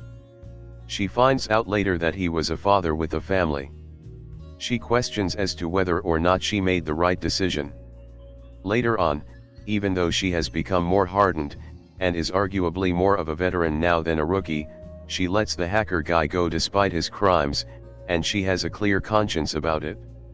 The one clear time Dredd makes a decision similar to hers is when he makes the ultimate decision about her career at the end of the movie, in that it's a decision made with subjectivity rather than his usual objective nature. It's a decision that may make a difference. And as for how Dredd handled Mama in the end, while it is similar to how she handled the 3 men early on in the film, I argue that he slow MO'd her out the window for a couple different reasons. He dosed her to slow her heart rate down a few notches, and to prolong her death. She was already bleeding out from the shot to the kidney, and there was a chance she may have died before she hit the bottom.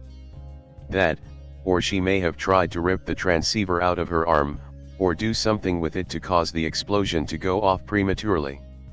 Slow-moing her ensured that neither of those would happen, and would also ensure that her heartbeat would last as long as possible until the signal was beyond the reach of the bomb detonator. I don't think the movie draws that distinction between Dredd and Mama. Is Dredd not also building an empire? The whole opening presentation of Megacity 1 with its voiceover about how overrun with crime the city is matches directly to the presentation of the Peach Trees Building. The film even shoots the exterior of the Hall of Judges the same way it shoots the Peach Trees Building. They are both shown as empires, with one merely bigger than the other. Good point on the analogy, but I don't think Judge is building an empire so much as trying to maintain one that is already in place, albeit weakly. Peach Trees is definitely meant to be an analogy for Megacity 1 and bringing its problems and issues from a large scale to a smaller scale. to show how the law struggles to gain control. The issue is, after the events of the film, does the law maintain control? Probably not. Will things be better than they were before? Debatable. I really disagree that Dredd is trying at all to avoid collateral damage. He causes at least as much destruction as Mama. The movie is incredibly violent, and Dredd is the agent of that destruction more than the savior. Most important of all, both the film and the character delight in that violence. Dredd enjoys using that hotshot bullet for instance, and the movie enjoys the violence by presenting it in a very colorful and cartoonish style. Do you think we're meant to see him as a heroic figure? Because his punishment isn't one that fits the crime, it literally is an exact reproduction of the crime, down to the last detail of forcing Mama to take slow mo. It's easy to suggest that a lighter method of law enforcement might not work in this society, but I don't see that Dredd is doing anything to correct the situation either, i.e. even if something else might not be better, this isn't good.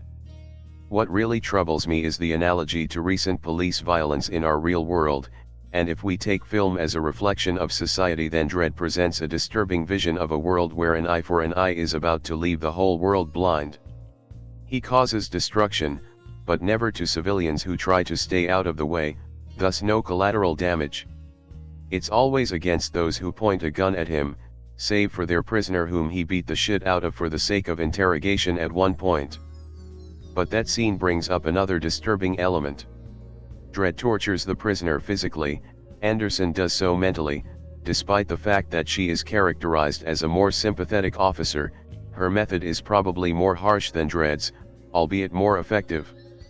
Anyway, compared to Mama, who decimates an entire floor of people trying to kill Dredd, he's a saint in regards to collateral damage. Discussed the handling of Mama in a previous paragraph. Yes, there are some troubling analogies in this film compared to reality. But like any film and form of art, the message can be taken differently. I take the message as, the law may be objective, but carrying it out should be done in a subjective yet fair manner. It takes subjectivity to make officers of the law to avoid acting like the criminals they put away, but the risk remains for it to go the other way. Some of my favorite films are lean, pared down affairs. Karl Urban's Dredd falls into this category. Relatively low budget, no flashy CGI, and a simple plot that sees our grim anti-hero trapped inside a tower block with a bunch of bloodthirsty gang members.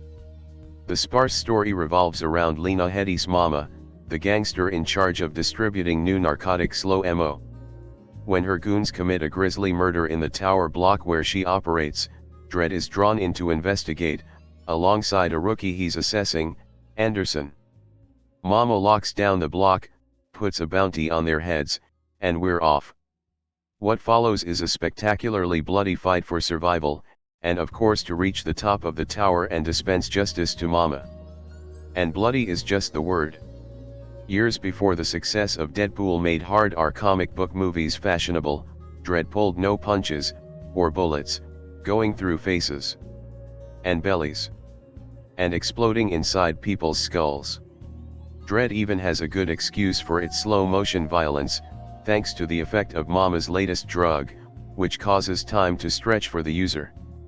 Because of this, the assorted flying viscera is rendered strangely beautiful. The movie was shot in 3D, as it seems everything was for a while there, but there are no gimmicks and you miss nothing by not watching it this way, unless you really enjoy the effect. Ironically, I find 3D only detracts from my immersion. I said there are no flashy CGI effects, and that is true. What computer wizardry there is used to create Mega City 1. Aside from that, the effects are subtle, used with discretion. The performances are uniformly strong. Lena Headey plays the villain with feral relish. Whereas Cersei's evil is hidden behind an angelic smile and, usually, calm demeanor, Mama has no need to wear such a mask. Olivia Thirlby's psychic Anderson is unsure of herself but has a core of grit underneath. What draws it all together is Urban's Judge Dredd, a million miles away from Stallone's offering. Thought we weren't going to mention that, didn't you? Urban keeps Dredd's helmet on as in the comics, using body language, inflection, and his chin, to convey the character throughout. Urban reportedly insisted on this, and it's a testament to his good instincts as an actor. His Dredd is gruff without being Batman with a gun. Rather than just a scowl in riot gear, Dredd comes across as driven, cynical, and utterly committed to the, let's face it, fascist system he upholds. Most fascinating is an ambiguous moment where he seems to show genuine fear, if not terror, when he realizes he might actually be about to die. Later in the comics, Dredd begins to doubt the system, and it would be interesting to see Urban get to play that out. An appearance by Judge Death and a foray into the Cursed Earth wouldn't go amiss either. The success of the movie on Blu-ray triggered some hope for a sequel, but what we're getting might prove even better. At San Diego Comic-Con this year, Rebellion announced they had a script for a pilot and 2 seasons of stories. Karl Urban isn't officially on board yet, but has been vocal from the beginning, even lobbying for Amazon or Netflix to pick up the franchise. Basically, if he's free, and the script is right, he'll do it. Here's hoping Urban's Dredd returns to our screens sometime in the not-too-distant future. Dredd is a 2012 sci-fi action film written by Alex Garland, The Beach, 28 Days Later, Ex Machina, Annihilation, and stars the always amazing Karl Urban, Lord of the Rings, The Boys, Thor, Ragnarok, as Judge Dredd. It is based on the comic from 2000 AD created by John Wagner and Carlos Ezquerra, and is the first time the character of Judge Dredd has appeared on screen since Sylvester Stallone's portrayal in 1995. Dredd is a fine example of what happens when a comic book character is treated with respect and genuine care. In the dystopic wasteland of the Cursed Earth there lies a place known as Mega City 1.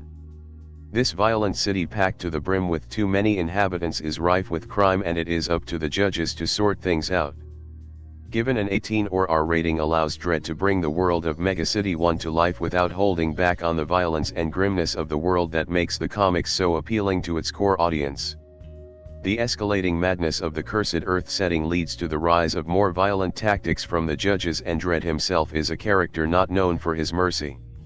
He judges criminals to the letter of the law and dishes out the harsh justice expected by his bosses. Dredd takes an unusual but inspiring decision to place the entire story around one day on the job, as Judge Dredd is tasked with taking on a rookie recruit with psychic powers, Cassandra Anderson, who marginally failed the aptitude test to become a judge. The unique premise of Dredd allows for a tight story full of action that feels ripped straight from the pages of 2000 AD. Dredd and Anderson investigate the deaths of criminals skinned alive by a local drug lord called Mama, played by the sadistic and enthralling Lena Headey in the middle of her incredible run as Queen Cersei from Game of Thrones. Dredd and Anderson become locked in a multi-story tower and must fight their way up the increasingly hostile setting, with the residents either locking themselves away or taking up their own weapons and attempting to kill the judge and his rookie ally under the orders of Mama.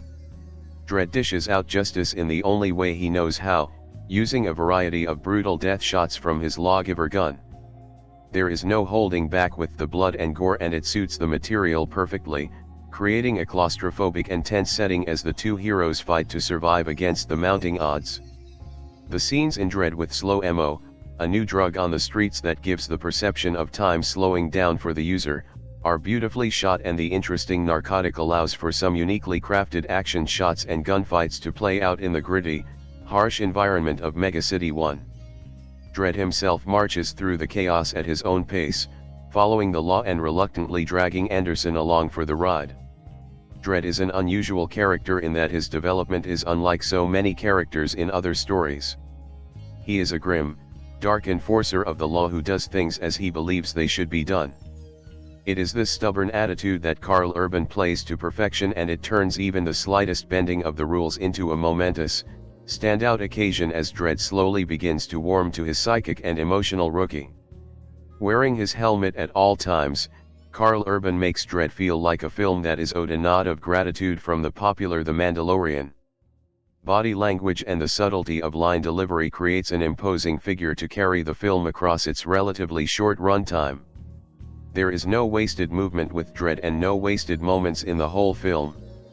Dredd is a near-perfect sci-fi action film with an honest and brutal portrayal of a dark anti-hero that proves that there is no need to compromise when adapting gritty comics. This is a must-watch for grim-dark fans with a love of sci-fi.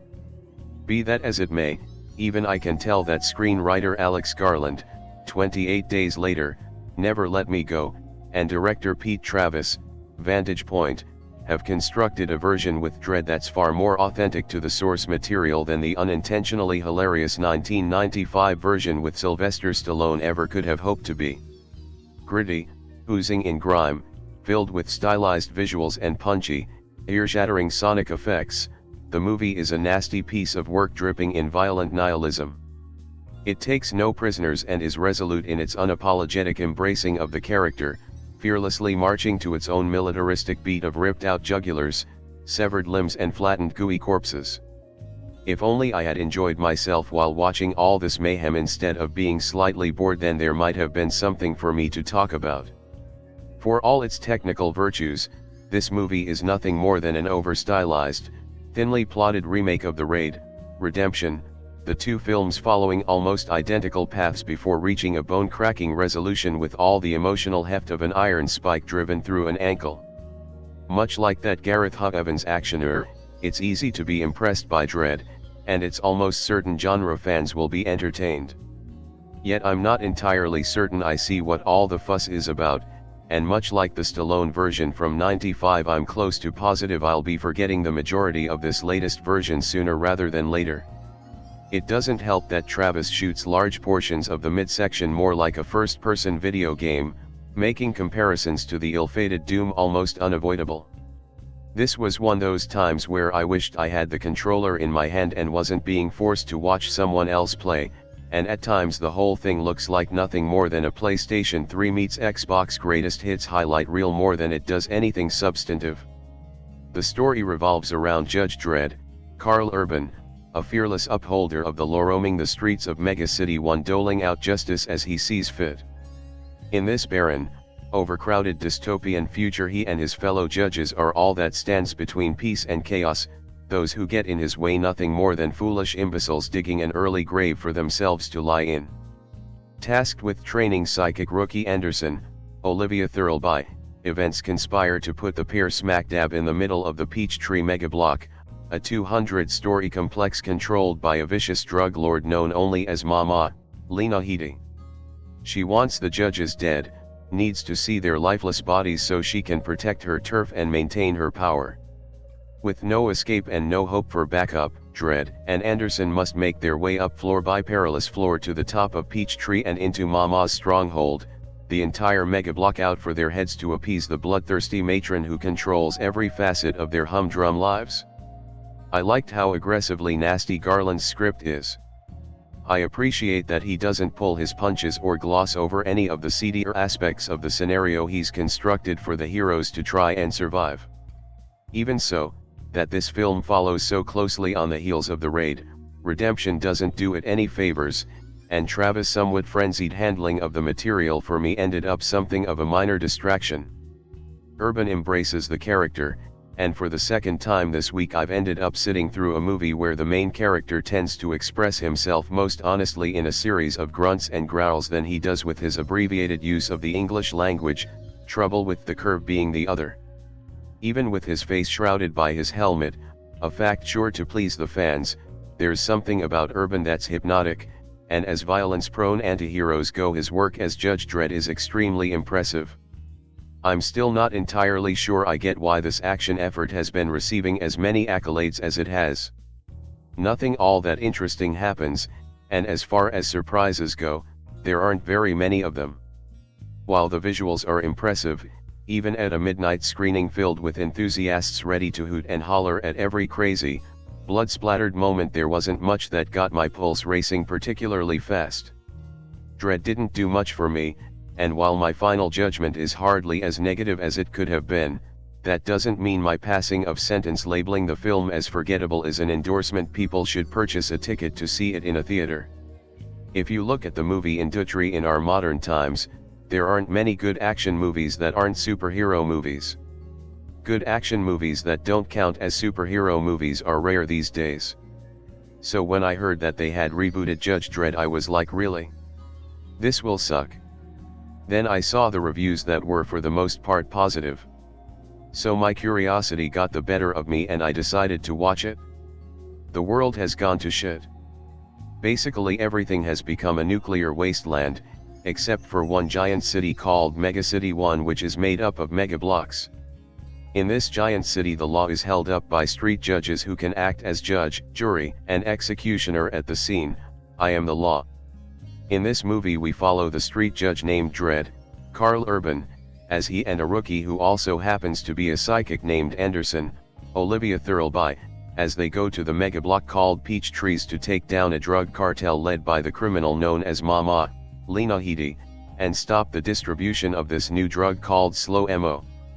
The plot is simple and I think that it is the movie's biggest strength. It doesn't need some huge and convoluted plot to be great, as this plot has a basic idea, mix in one genuinely good twist near the end and fill out the rest of the runtime with action.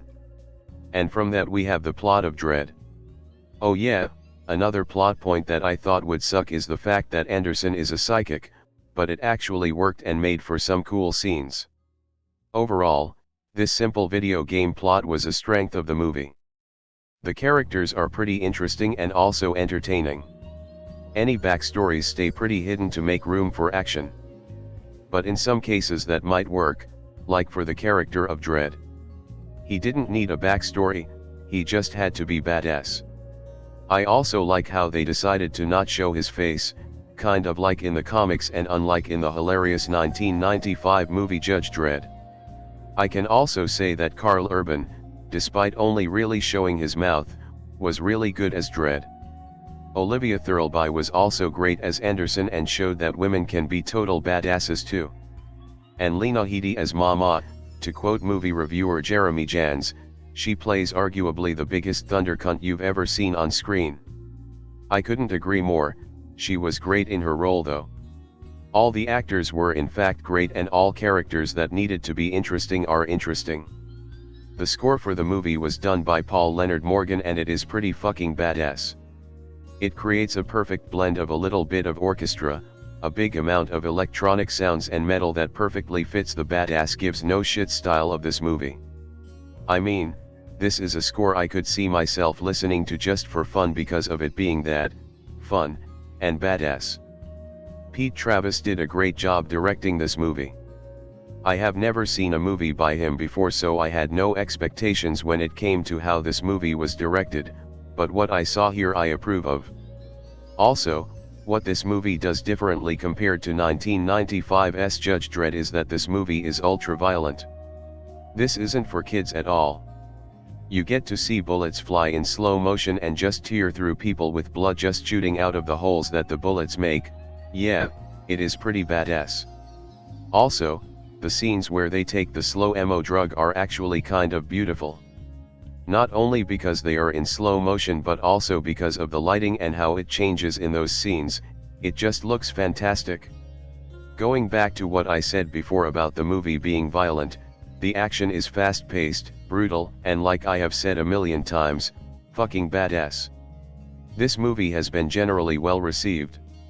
On Rotten Tomatoes it has a 78% positive rating with a fresh certification. On Metacritic it has a score of 59/100. And on imdb.com it has a score of 7,0/10.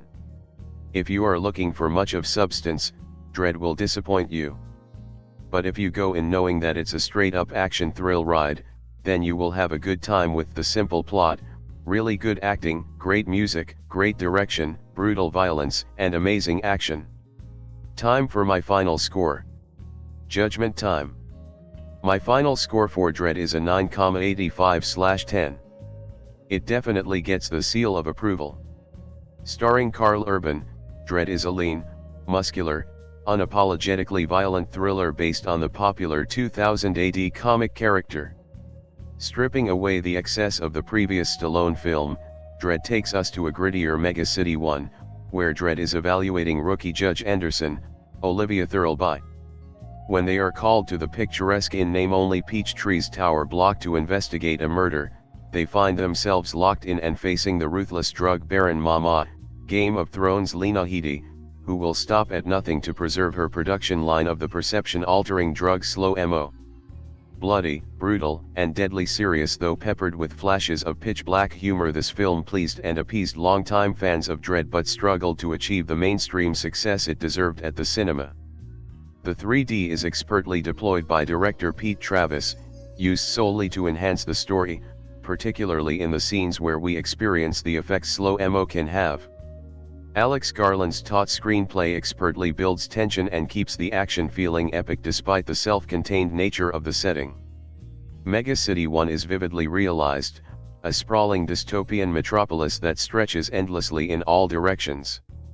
The urban decay and oppressive atmosphere are brought to life with impressive visual effects and production design. The film's gritty aesthetic is a far cry from the over-the-top stylings of its predecessor, embracing a more realistic and grounded approach. The towering Peachtree's block, with its labyrinthine corridors and grimy interiors, serves as a claustrophobic and menacing backdrop for the film's relentless action. Urban's portrayal of Dredd is pitch perfect, capturing the character's stoicism, unwavering sense of justice, and grim determination.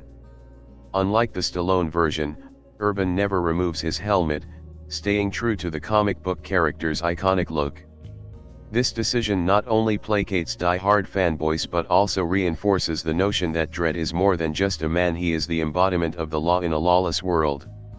Urban's commanding presence and gravelly voice lend this incarnation of the character an air of authority and menace to the character, a formidable force to be reckoned with. Olivia Thirlby shines as a rookie judge with psychic abilities, and Anderson's journey from uncertain trainee to confident enforcer adds an emotional depth to the film. Her psychic visions, depicted through striking visual effects, offer a glimpse into the minds of criminals and victims alike, adding an intriguing layer to the narrative. Thirlby and Urban share a compelling chemistry, and their evolving partnership is one of the film's highlights. Likewise, Lena Headey's Mama is a memorable villain, exuding a chilling calmness that belies her ruthless nature. With her scarred face and dead-eyed stare, Headey's portrayal is both intimidating and captivating. Her weapon of choice, the drug slow-mo, provides a visually stunning and horrifying glimpse into the altered perceptions of its users, with scenes rendered in hyper-realistic slow motion that are both beautiful and brutal.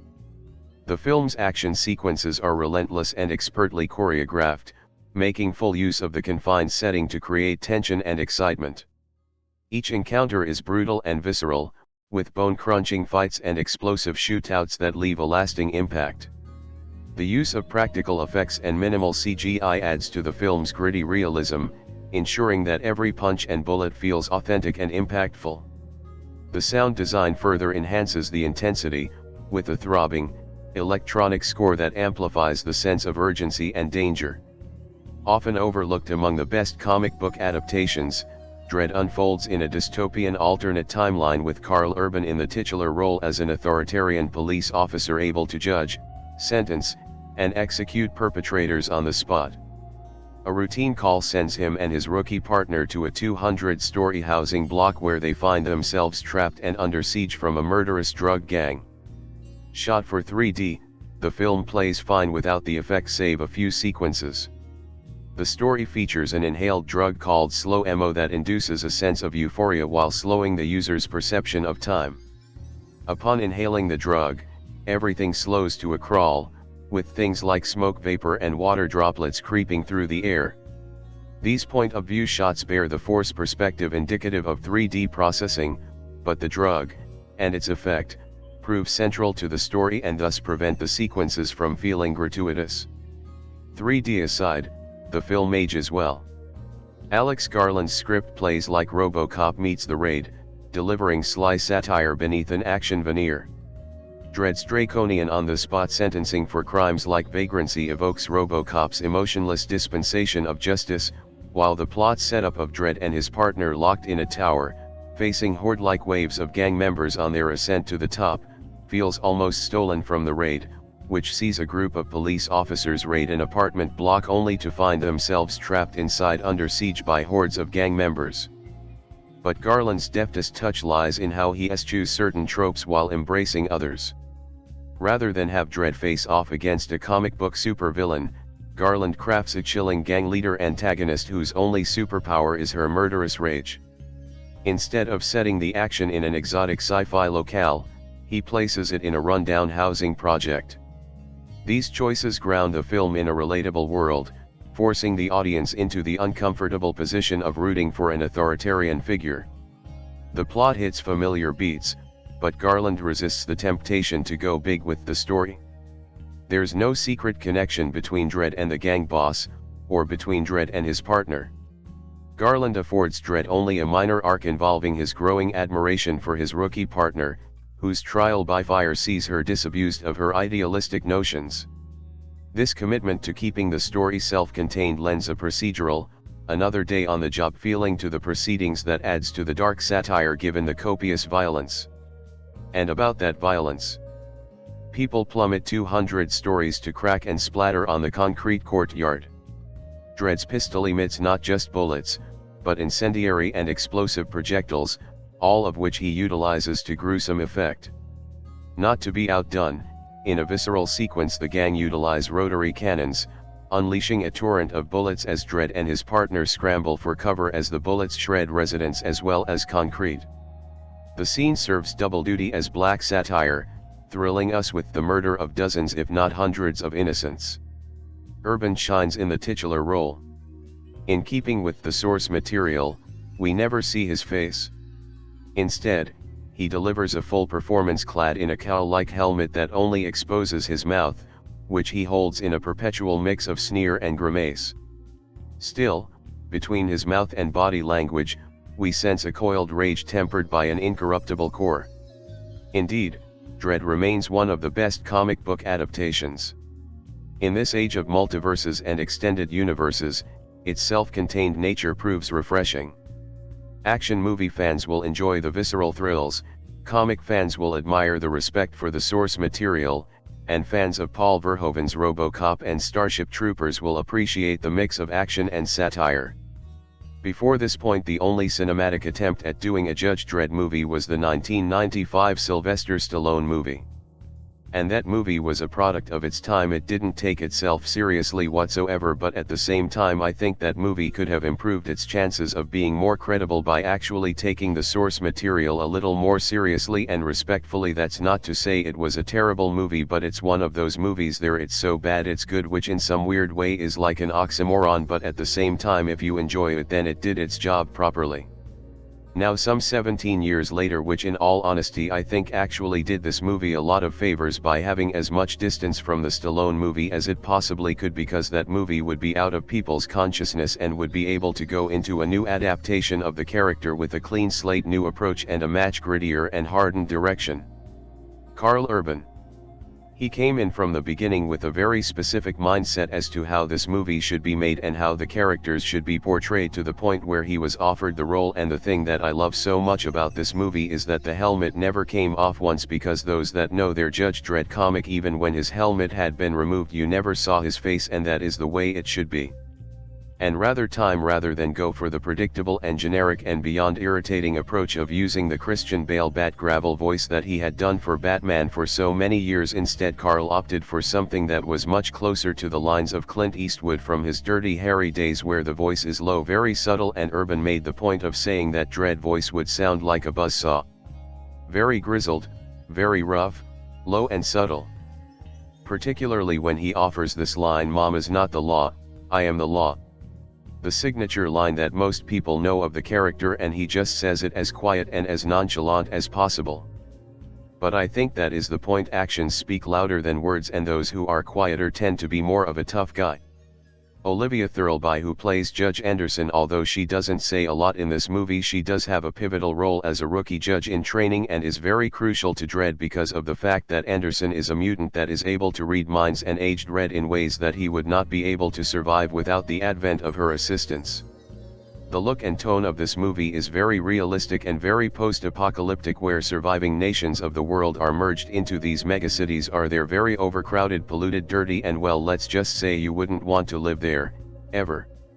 The 3D does its job, particularly when violence scenes come into the equation, and for the context of this review I'm just going to go out on a limb and say you're better off seeing it, because sometimes describing it can put mental images into your head, and as I stated earlier, actions speak louder than words, and they do.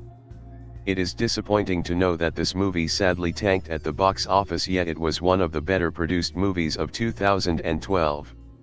What is David Hasselhoff once said, when you have a limited budget you work on the story more, and that is what the makers of this movie did. They worked on the story more, because when you only have a budget of $30 million, $45 million, then you don't have a lot of creative freedom to be able to do the movie you would like to do, so therefore you have to work around the limitations. Fans have been asking for years whether a sequel of this will ever be produced, and I sincerely hope there is one produced, because this is a story that needs to continue and is more than worth continuing, especially if Karl Urban is still involved.